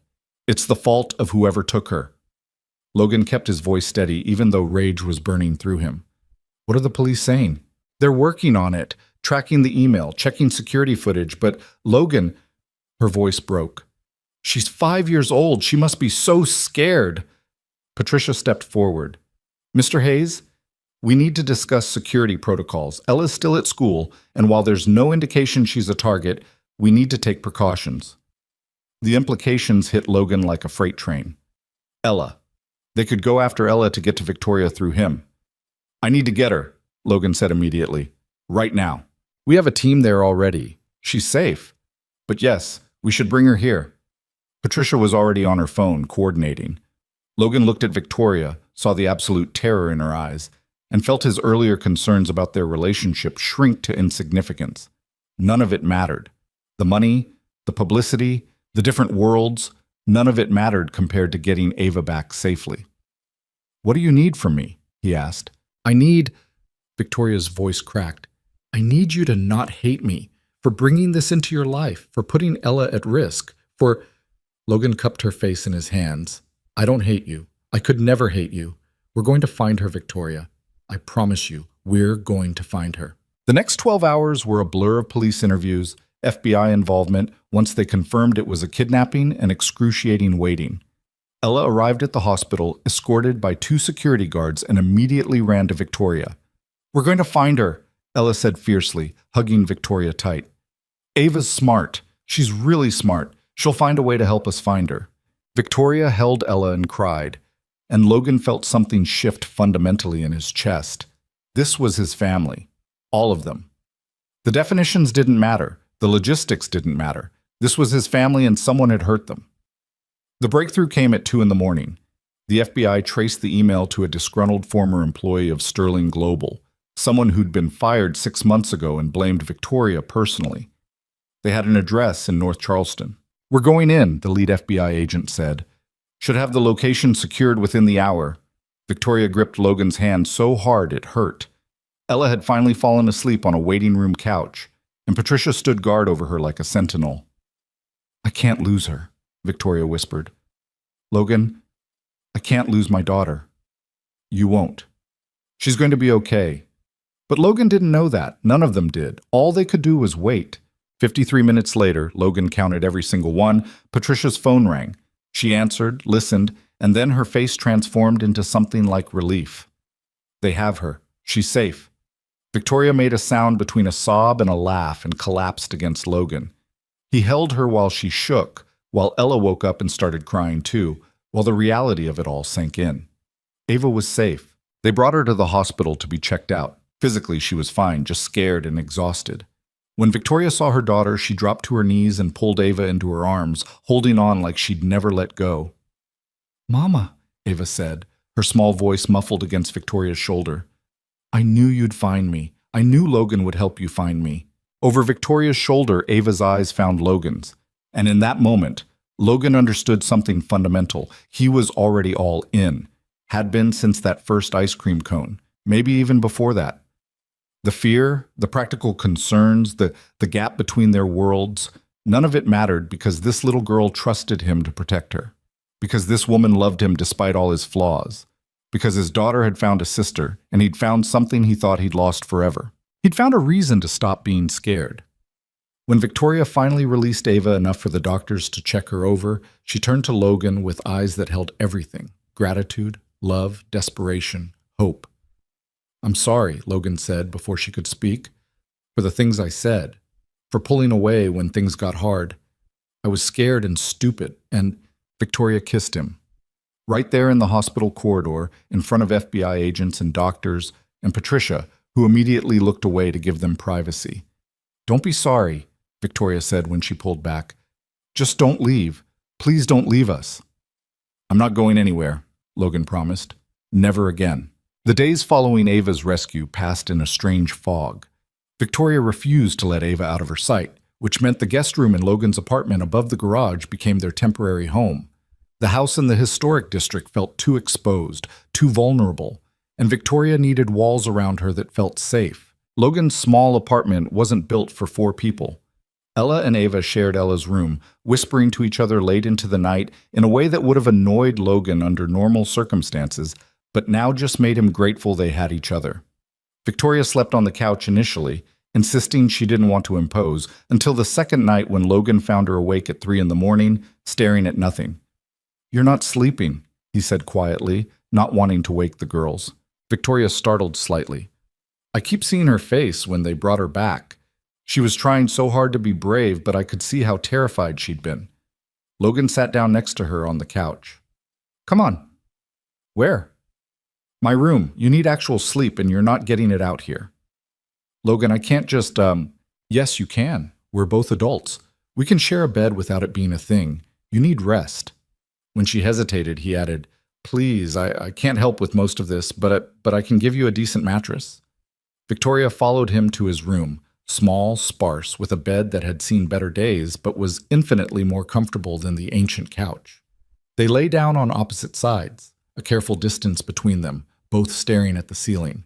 I keep thinking about all the what-ifs, Victoria said into the darkness. What if the FBI hadn't found that lead? What if the guy had panicked? What if... But they did find her. She's safe. She's sleeping 20 feet away from us right now, probably hogging all the blankets from Ella. Victoria turned on her side to face him. How do you do that? Do what? Stay calm. Stay rational. I'm falling apart and you're just... steady. Logan turned to face her too, their faces barely visible in the dim light from the street lamp outside. I'm not steady. I'm terrified. I just hide it better because I've had more practice. From the Marines? From growing up. When you bounce between foster homes, you learn to keep your panic internal. Showing fear just makes things worse. Victoria reached out and found his hand under the covers. I never thanked you for coming to the hospital, for being there when Her voice caught. When I needed you most. You don't have to thank me for that. Yes, I do. Especially after the things I said. The way I left things between us. You could have ignored Patricia's call. Could have decided it wasn't your problem. Logan squeezed her hand. It was always my problem, Victoria. From the moment Ava called me her dad, this became my problem. I was just too scared to admit it. They fell asleep like that, hands clasped between them, and when Logan woke up in the morning, Victoria had curved into his side with her head on his chest. He lay there for a while, listening to her breathe, feeling the weight of her trust in the way she'd unconsciously sought his warmth in sleep. This was real. Whatever they were building, it was real. The following week brought reporters, lots of them. The kidnapping had gone national, billionaire's daughter rescued in dramatic FBI operation, and suddenly everyone wanted the story. Photographers camped outside Logan's garage. News vans blocked the street. Patricia had to hire additional security just to keep them at bay. "This is insane," Logan said, watching from his office window as a reporter tried to interview his neighbor. "How do you live like this?" Victoria stood beside him, Ava held protectively against her hip. The little girl hadn't left her mother's side for more than a few minutes since coming back. "You don't live like this. You survive it." Victoria's jaw was tight. "It'll die down eventually. Some celebrity will have a scandal and they'll move on." "How long is eventually?" "A week, maybe 2. We can't hide in here for 2 weeks. We might have to." Victoria shifted Ava to her other hip. "I'm sorry, Logan. I know this isn't what you signed up for." Logan turned away from the window. "What I signed up for was you, all of you. The good parts and the parts that come with telephoto lenses and strangers asking invasive questions. That's very noble, but it's not noble. It's just true." Logan reached out and tucked a strand of hair behind Victoria's ear. "I'm done pretending this is temporary or that we can go back to how things were. We're in this together now, for better or worse." Victoria's eyes filled with tears. "You can't possibly know what you're committing to." "Then explain it to me. Really explain it. No more half-truths or protected information. If we're doing this, I need to know everything." That evening, after the girls were asleep, Victoria told him about the board members who'd been trying to force her out since her father died, about the hostile takeover attempt 2 years ago that she'd barely survived, about the constant pressure to marry someone appropriate, meaning wealthy, connected, useful to the company, about the exhaustion of being responsible for 60,000 jobs and knowing that every decision she made affected that many families. "The kidnapping isn't going to help," she said, nursing a glass of wine at Logan's small kitchen table. "The board's already using it as evidence that I'm too distracted, that having Ava with me is a liability. They're going to push for me to send her to boarding school, hire full-time security, basically lock her away somewhere safe where I can focus on the business." "What are you going to tell them? That they can go to hell?" Victoria set down her wine glass with more force than necessary. "I didn't fight this hard to run this company just to miss my daughter's childhood. That's what my father did. He chose the business over everything, including me. I won't do that to Ava." "So what's the alternative?" Victoria looked at him, really looked at him. "I've been thinking about that. There's no rule that says I have to run Sterling Global from New York. Most of my job is calls and emails anyway. I could base myself here, make Charleston the primary residence. I'd still need to travel for board meetings and major negotiations, but you could be here most of the time," Logan finished. "If you'll have us. I know it's asking a lot. Your life would change completely. The press, the security, the attention. It won't go away just because we're not in New York." Logan thought about his quiet life before Victoria. The simplicity of it. The loneliness, too, if he was being honest. Coming home to an empty apartment, eating cereal for dinner, going through the motions because that's what you did. "My life already changed," he said. "The minute Ella insisted we buy ice cream for a sad little girl and her mysterious mother. I can't go back to before, Victoria. I don't want to." "You say that now, but stop telling me what I'll feel later. I'm a grown man. I know my own mind." Logan reached across the table and took her hand. "I love you. I love Ava. I love the weird family we're accidentally building. And yeah, the press and the security and the board members sound like a nightmare. But you know what the real nightmare would be? Watching you walk away because I was too chicken to handle the complications." Victoria's lips quirked. "Chicken?" Ella's word, not mine, but accurate. "She's a smart kid." "Gets it from her father," Logan said with mock seriousness, earning a genuine laugh from Victoria. "You're ridiculous." "Yeah, but I'm your kind of ridiculous." Victoria stood up and moved around the table to sit in Logan's lap, her arms around his neck. "Are you sure about this? Really sure? Because once we commit, once the world knows we're serious, there's no taking it back. You'll be in every article about me. People will dig into your past, analyze your finances, question your motives. It's going to be brutal. Logan met her eyes. Let them look. I've got nothing to hide except a lot of debt and questionable taste in beer. And as for my motives, they can question all they want. I know why I'm here. Why are you here? Because I'm in love with a woman who's brilliant and terrifying and who makes the best grilled cheese sandwiches I've ever tasted. I've never made you a grilled cheese sandwich. Then you should fix that immediately. I'm very serious about grilled cheese. Victoria kissed him, soft and sweet, and Logan felt the last of his reservations crumble. This was happening. They were really doing this. The next morning brought an unexpected visitor. Logan was opening the garage when a taxi pulled up and a woman in her 60s stepped out. She wore a designer suit that probably cost more than Logan's truck and carried herself with the kind of authority that made him instinctively straighten up.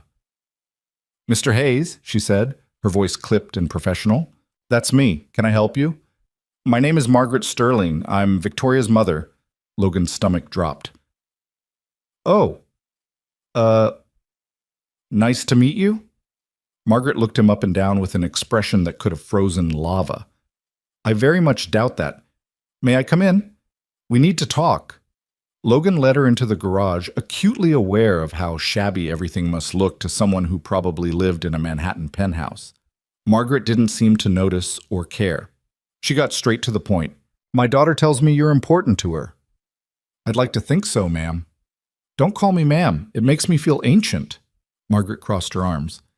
"I'm going to be blunt, Mr. Hayes. I don't like you." "Okay, then. I don't like you because I don't know you. Because you appeared in my daughter's life when she was vulnerable and isolated. Because every instinct I have says you're either a gold digger or so far out of your depth that you'll drag Victoria down with you when you inevitably drown." Logan felt his jaw tighten. "With respect, Mrs. Sterling, Ms. Sterling, I kept my maiden name." "With respect, Ms. Sterling, you don't know anything about me, about what Victoria and I have. You're making judgments based on assumptions." "Am I? Tell me, Mr. Hayes, what do you do for a living?" "I fix cars." "And how much do you make annually?" "That's none of your business." "It is if you're dating my daughter, the CEO of a $40 billion company, a woman who has been targeted by fortune hunters her entire adult life." "I didn't know who she was when we met," Logan shot back. "I bought her kid ice cream because my daughter asked me to. That's it. No ulterior motive, no plan to get close to her money, just basic human decency." Margaret studied him for a long moment. "Victoria said you were proud, defensive about accepting help." "I'm not defensive. I'm practical. I know what I can and can't provide, and I'm not interested in being someone's charity case, even if that someone is the woman you claim to love. Especially then, Victoria deserves a partner, not a dependent. And what kind of partner can you be to a woman whose annual salary is more than you'll make in your entire lifetime?" The question hung in the air like a challenge. Logan took a breath, forcing himself to stay calm. The kind who shows up, who doesn't run when things get hard, who loves her daughter like she's my own because that's what she deserves. "You want to know what I can give Victoria that all those wealthy, appropriate men can't? I can give her normal. I can give her a place where she's not a CEO or a portfolio or a board's problem to manage. I can give her someone who sees her, not what she owns." Margaret's expression didn't change, but something shifted in her eyes. "Pretty speech." "It's not a speech. It's the truth." "We'll see." Margaret moved toward the door, then paused.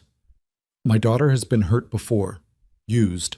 If you hurt her or my granddaughter, Mr. Hayes, you'll discover that I can be significantly more ruthless than any board member or business rival. Do we understand each other?" "Completely." "Good." Margaret opened the door, then looked back. "For what it's worth, Victoria hasn't sounded this happy in years. Don't make me regret not interfering." She left before Logan could formulate a response. He was still processing the encounter when Victoria came down from the apartment, Ava in tow. "Was that my mother I just saw getting into a taxi?" "Yeah, she stopped by to threaten me." Victoria closed her eyes. "I'm so sorry. She called yesterday and I told her to stay in New York, but apparently she doesn't listen to me any better than she ever did." "It's fine. She's protective. I get it." "What did she say?" "That she doesn't like me, and if I hurt you, she'll destroy me. Pretty standard mother stuff, I think." Victoria laughed despite herself. That's actually mild for her. You must have made a decent impression. Or she's planning to destroy me later. Also possible, Victoria kissed his cheek. Thank you for putting up with my insane family. Hey, my family is one 7-year-old and a bunch of broken foster system memories. Your insane family is still an upgrade. Ava tugged on Logan's shirt. Can we have pancakes? 7 in the morning, kiddo? Isn't that a little early for sugar? It's never too early for pancakes, Ava said seriously, and Logan had to concede she had a point. They made pancakes together, all 4 of them crowded into Logan's tiny kitchen, making a mess and laughing when Ella accidentally got batter in her hair. It was chaotic and cramped and absolutely perfect. Later that day, Logan made a decision. He called Victoria into his office, really just a converted storage room with a desk and filing cabinet, and showed her something he'd been working on. I've been looking at properties, he said, pulling up listings on his ancient laptop. For the garage, bigger spaces, better locations, and I found something on King Street. Victoria's eyes widened. Logan, that's expensive. I know, way out of my budget, but I talked to a bank about a business loan, and if I can show projected growth, they might approve it. It would take every penny I have for the down payment, and I'd be underwater for years, but you'd be building something bigger, something sustainable. Victoria studied the listing. It's a great location. I need you to understand something, Logan said carefully. I'm not asking you for money. I know you offered before, but I need to do this on my own. Prove to myself and to people like your mother that I'm not with you because of what you can give me. Victoria was quiet for a moment. Can I tell you something without you getting defensive? Probably not, but go ahead. You don't have anything to prove. Not to me, not to my mother, not to anyone. I love you exactly as you are, with your struggling garage and your stubborn pride and your refusal to accept help even when it would make your life easier. But I respect your need to do this yourself. So here's what I'm thinking. You apply for that loan, you move forward with the expansion, and if you need an investor, not a benefactor, an actual business investor with equity and profit sharing and a legal contract, then we can talk as equals, as partners. Logan considered this. Equity? Real equity. You maintain majority ownership and creative control. I invest capital in exchange for a minority stake in the business. We draw up proper contracts. You pay back the investment with interest. It's completely above board and completely separate from our personal relationship. That could work, Logan admitted slowly. Or you could do the traditional loan and struggle for years and I'd love you anyway. But Logan, there's no shame in accepting help from someone who believes in you. That's not charity, that's partnership. Before Logan could respond, his phone rang. Unknown number, which usually meant spam, but given the week they'd had, he answered anyway. Mr. Hayes, this is Detective Morrison with Charleston PD. We need you to come down to the station. There's been a development in your daughter's case. Logan's blood went cold. What kind of development? I'd rather discuss it in person. Can you come now? 30 minutes later, Logan and Victoria sat in a small conference room at the police station while Detective Morrison spread out photographs on the table. We've been monitoring communications from the man who kidnapped Ava, Morrison explained. Kevin Torres, the former Sterling Global employee. He's been making threats from jail, specifically threatening Ella. Victoria's face went white. Logan felt like someone had punched him in the chest. What kind of threats? Logan managed. He's claiming he has associates on the outside. That taking Ava was just the beginning. That if Ms. Sterling doesn't drop the charges and pay him $10 million, his people will go after Ella next. That's insane, Victoria said. He can't actually... We're taking it seriously, Morrison cut in. We've increased patrols around your residence and the school. But Mr. Hayes, I need to be straight with you. Your daughter is now a target because of your relationship with Ms. Sterling. We're recommending 24-hour security until Torres is fully processed, and we can verify whether these associates actually exist. Logan looked at Victoria and saw his own horror reflected back. This was exactly what he'd feared. Getting close to Victoria had put Ella in danger. This is my fault, Victoria said, her voice shaking. I should never have... Don't, Logan cut her off. Don't you dare blame yourself for some lunatic's choices. But Ella will be safe. We'll put security on her, whatever it takes. Logan turned to Morrison. What do we need to do? The detective laid out a plan. Full security detail for both girls. Limited public exposure. Coordination between Charleston PD, the FBI, and Victoria's private security team. It was comprehensive and invasive and absolutely necessary. There's one more thing, Morrison said. We'd like to use this as an opportunity to draw out these alleged associates. Set up a situation where they think they have an opening, but we're actually in control. Absolutely not, Logan said immediately. You're not using my daughter as bait. Not bait. We'd have her completely protected, surrounded by undercover officers. But if Torres's people think they have a shot at her, they might make a move, and when they do, we grab them. No. Logan, it could end this, Victoria said quietly. If they catch everyone involved, Ella would actually be safe. Not just protected, but safe. Or something could go wrong and my daughter could get hurt. Not worth the risk. Morrison nodded. I understand your hesitation. Think about it. We don't need an answer right now. They left the station in silence, both lost in their own thoughts. In the car, Victoria finally spoke. Maybe we should stop seeing each other. Logan nearly drove off the road. What? Just temporarily. Until this is resolved. If being with me is putting Ella at risk, no. Logan, no, Victoria. We're not doing this. We're not letting these people win by tearing us apart. That's exactly what they want. I don't care what they want. I care about keeping your daughter safe. So do I. But running away isn't the answer. We face this together or we don't face it at all. Victoria was crying now, silent tears streaming down her face. I can't be the reason something happens to Ella. I couldn't live with that. Logan pulled the car over, parking on a quiet side street. He unbuckled his seatbelt and turned to face Victoria fully. Listen to me. Really, listen. Bad people exist. They existed before you came into my life and they'll exist after. Torres made his own choices. Whatever happens now, that's on him, not you. You're not responsible for other people's evil. But I brought it into your world. You brought love into my world. You brought happiness. You gave Ella a sister and me a partner, and both of us something to believe in again. The fact that some sick individuals want to exploit that doesn't negate everything good. Victoria leaned forward, resting her forehead against Logan's shoulder. I'm so scared. Me too, but we're going to get through this, together. They sat there for a long time, holding each other in the cramped front seat of Logan's truck, both of them trying to find strength in the midst of fear. When they finally got back to the apartment, Ella took one look at their faces and knew something was wrong. What happened? Logan sat down and explained everything, keeping his voice calm even though inside he was screaming. He explained about Torres, about the threats, about the security that would now be following Ella everywhere. To his surprise, Ella didn't panic. She listened carefully, asked a few questions, then nodded. Okay, so we're being extra careful for a while, that's fine. You're not scared? Victoria asked. I'm a little scared, Ella admitted, but mostly I'm mad. This guy tried to hurt Ava and now he's trying to hurt me, and it's not fair. We didn't do anything wrong. No, you didn't, Logan agreed. So we're not going to let him win, right? We're not going to stop being a family just because he's trying to scare us? Logan met Victoria's eyes over Ella's head. No, sweetheart. We're not going to let him win. Good. Ella stood up. I'm going to go tell Ava. She was worried you guys were fighting again.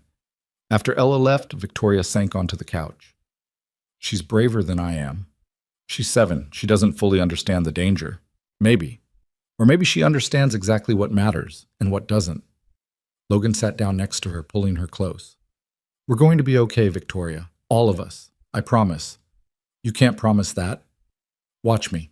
The decision came 3 days later, not from Logan or Victoria, but from Ella herself. She'd been listening to them debate the detective's plan, using her as controlled bait to draw out Torres's associates.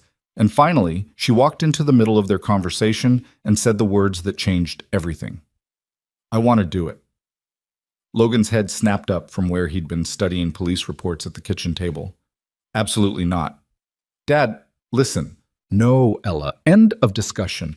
You're 7 years old. I'm not putting you in danger to catch some criminals.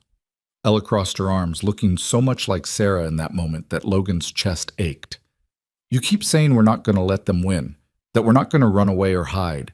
But that's exactly what we're doing. We're hiding in this apartment. We have guards following us everywhere, and we're waiting for something bad to happen instead of making it stop. Ella, sweetheart, I understand you want to help, but... Victoria started. Ava's scared all the time now, Ella interrupted. She has nightmares. She won't even go to the bathroom by herself because she's afraid someone's going to grab her again, and it's going to keep happening as long as these people think they can get to us. Logan stood up, moving to kneel in front of his daughter. Baby, the police will catch them eventually. We just need to be patient. What if they don't? What if it takes months, years? Are we supposed to live like this forever? Ella's voice cracked. I'm not trying to be brave or stupid. I'm just tired of being scared, and Detective Morrison said they'd protect me, that they wouldn't let anything happen. Plans fail, Ella. Things go wrong. I can't risk... You risk stuff every day, Ella shot back. You drive to work even though people die in car accidents. You let me go to school even though bad things can happen there. You can't protect me from everything, Dad, and trying to do that just makes us both miserable. Logan looked at Victoria, desperate for backup, but she was watching Ella with something like admiration on her face. She's not wrong, Victoria said quietly. You can't be serious. I'm not saying I like it. I hate it. But Logan, she has a point. We can't live like this indefinitely. And if the police can actually end this threat, by using my daughter as bait, by giving us a chance to take control of the situation instead of just reacting to it. Victoria moved to stand beside Ella, her hand resting on the girl's shoulder. I would never ask you to do this, either of you, but if Ella's willing and the police can guarantee her safety. They can't guarantee anything, that's the problem. Ella grabbed Logan's hand. Dad, I trust you. If you say no, I'll listen. But I need you to trust me too. Trust that I know what I'm saying. Trust that I can handle this. Logan looked at his 7-year-old daughter, this fierce, brave, impossible child who'd already lived through losing her mother, and was now volunteering to help catch the people who'd threatened her family. When had she grown up? When had she become this person who could stare down danger and make rational arguments? I need to talk to the detective, he said finally. Hear the full plan, every detail, every contingency, and if there's even a hint of unnecessary risk, the answer is no.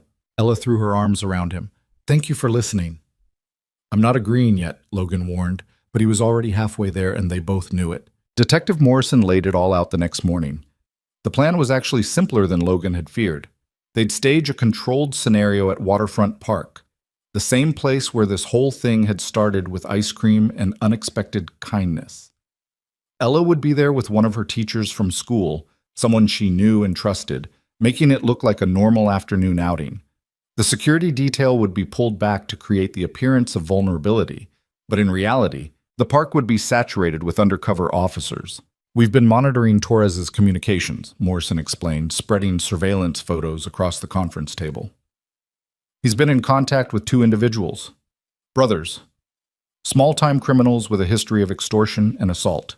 They're desperate for money and stupid enough to think they can pull this off. And if they actually try something, Logan asked, his jaw tight, they won't get within 15 feet of Ella before we have them.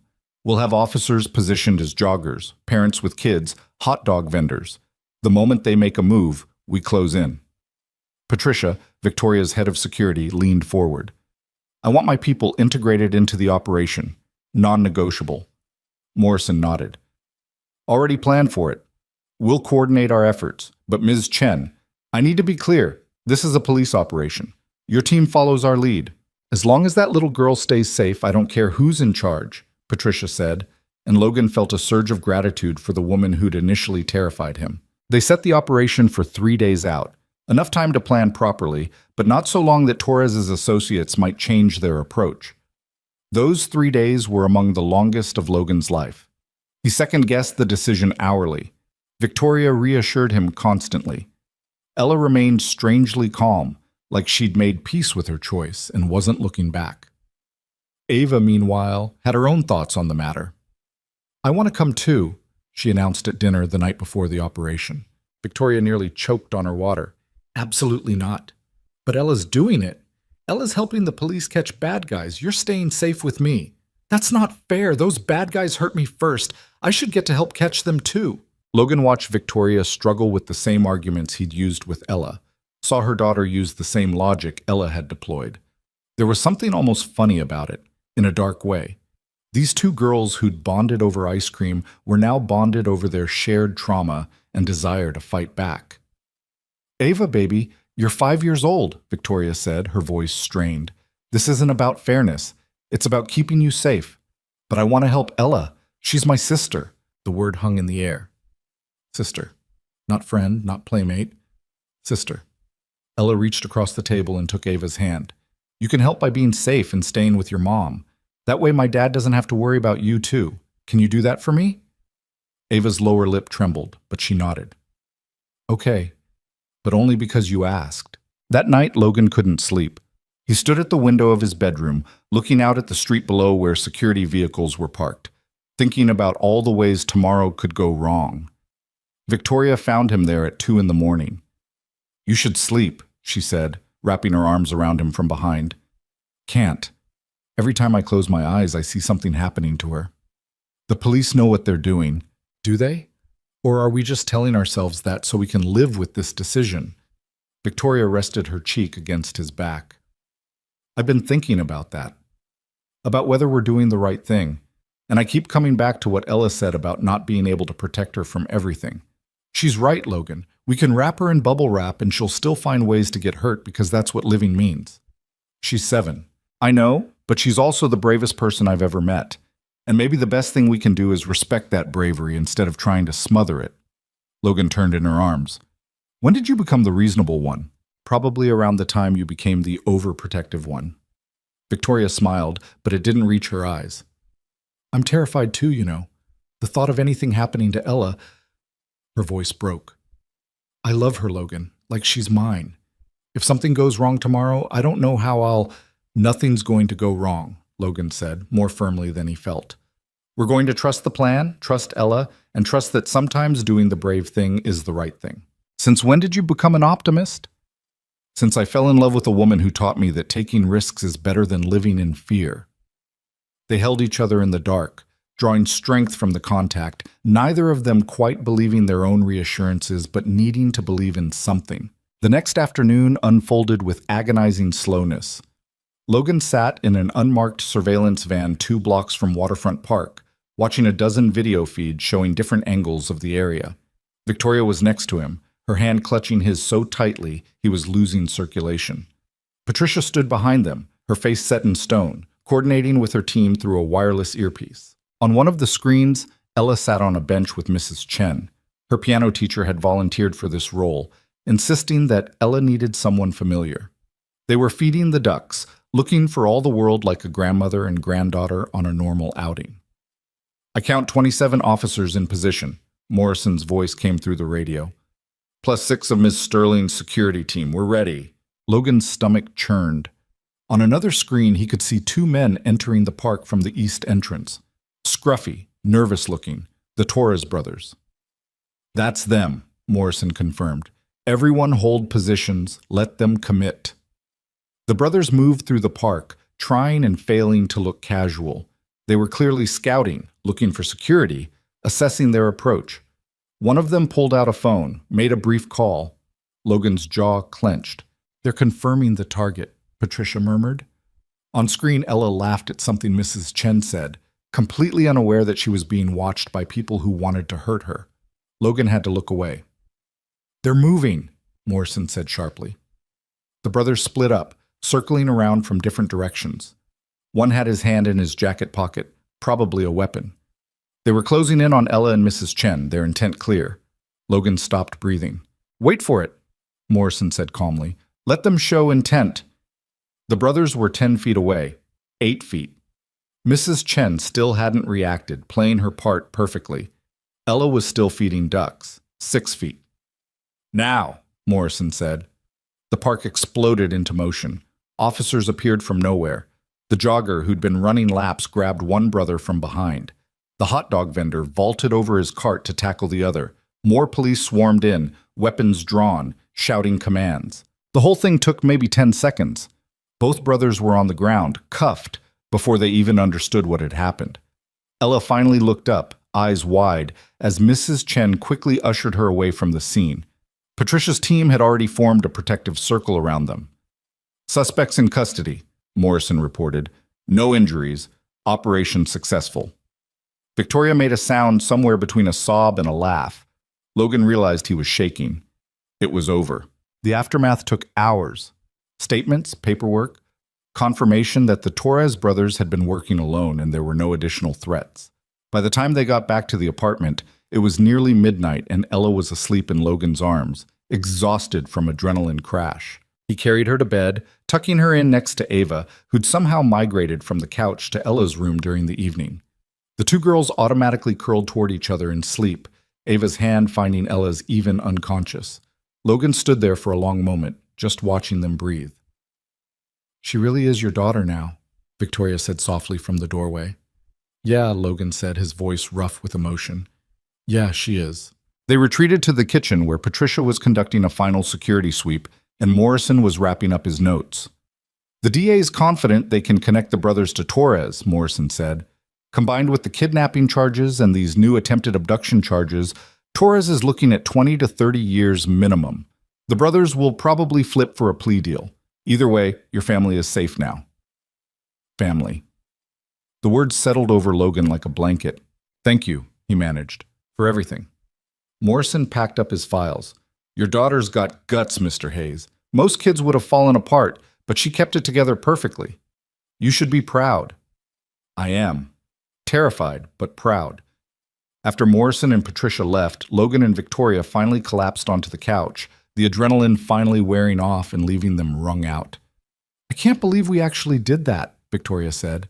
"I can't believe it worked." "What happens now?" Logan looked at her. "What do you mean?"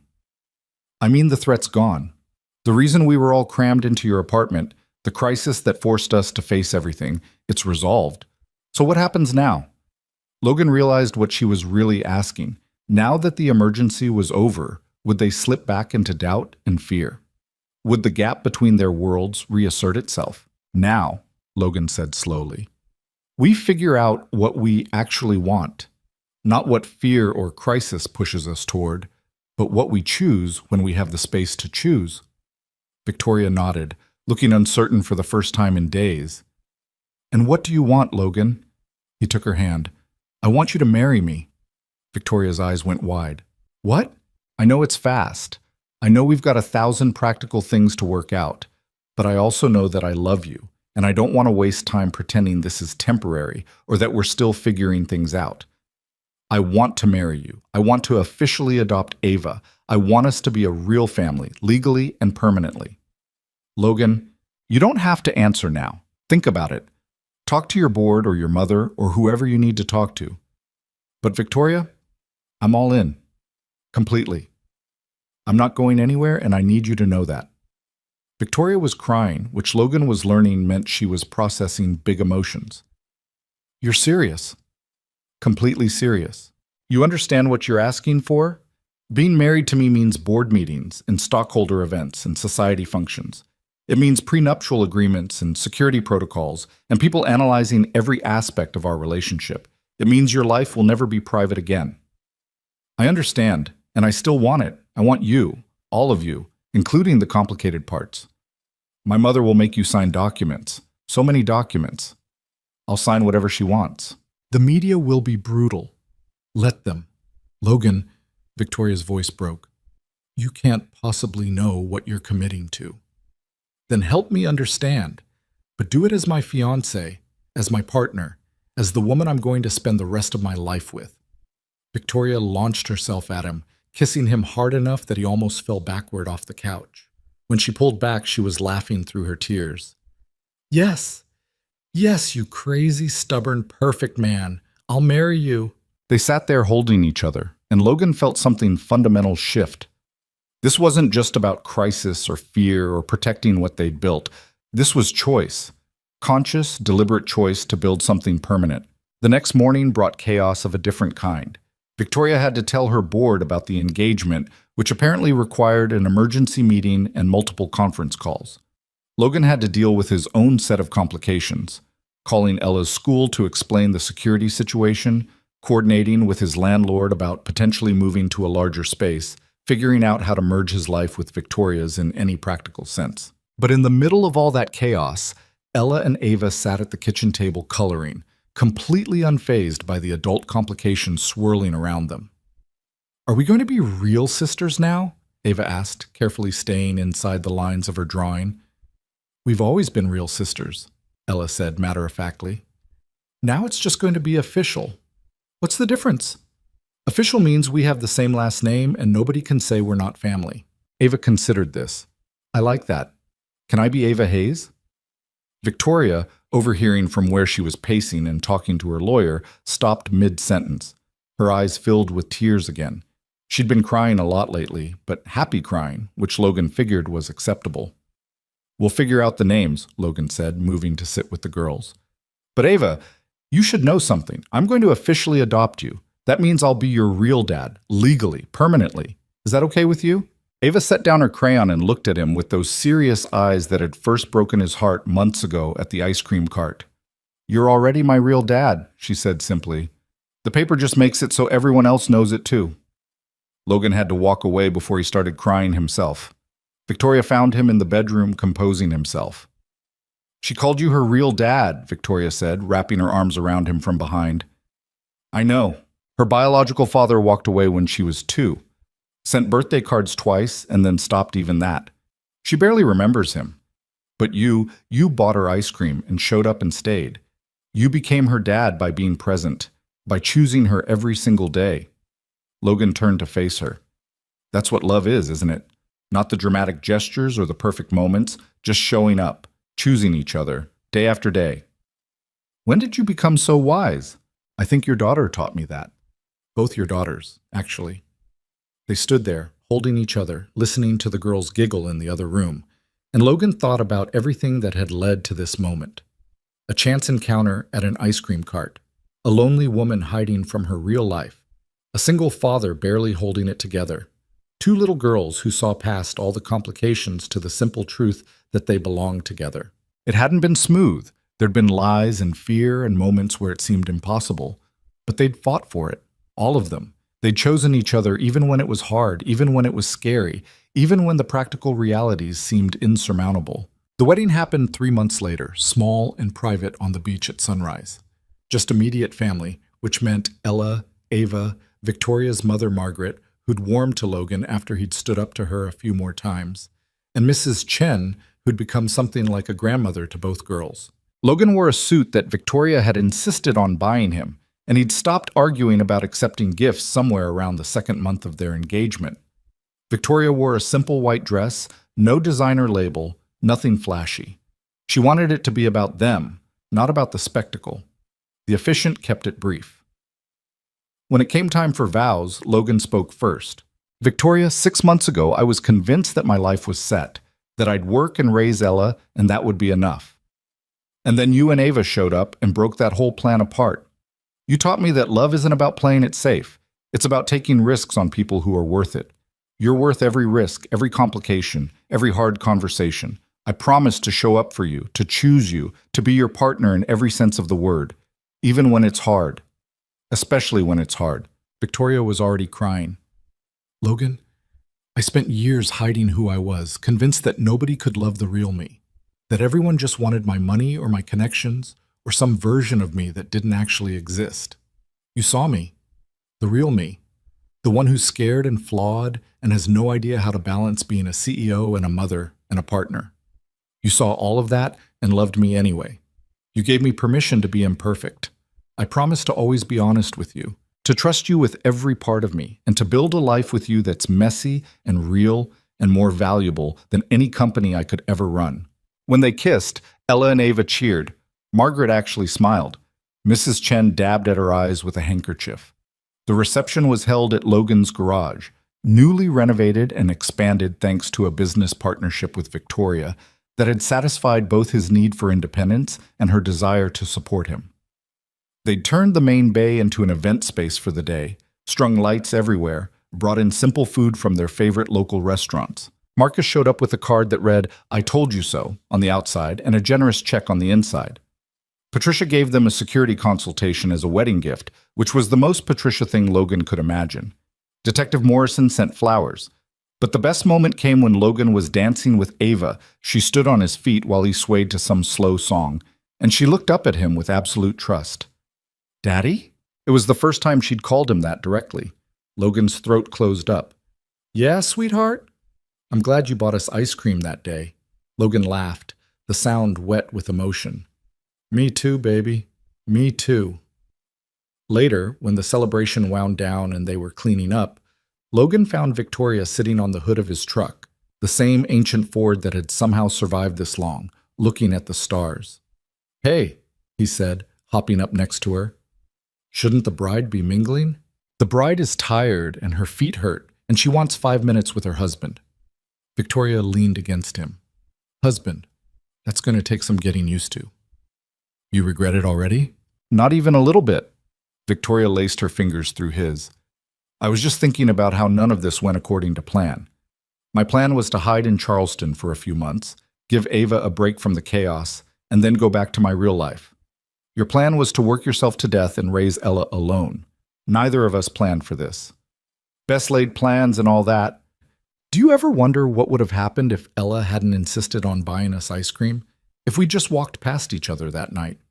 Logan considered this. "I think we would have found each other eventually. Maybe not the same way, but somehow, because this..." He gestured at the garage, at their girls sleeping in the office on a makeshift bed at the life they'd built. "This feels inevitable. Like it was always going to happen, we just needed the right push." "That's very romantic for someone who claims to be practical." "I contain multitudes." Victoria laughed, the sound echoing in the quiet garage. "What happens now, Logan Hayes? We've done the dramatic rescue, the engagement, the wedding. What's the encore?" "Now. Now we live. We wake up tomorrow and make breakfast.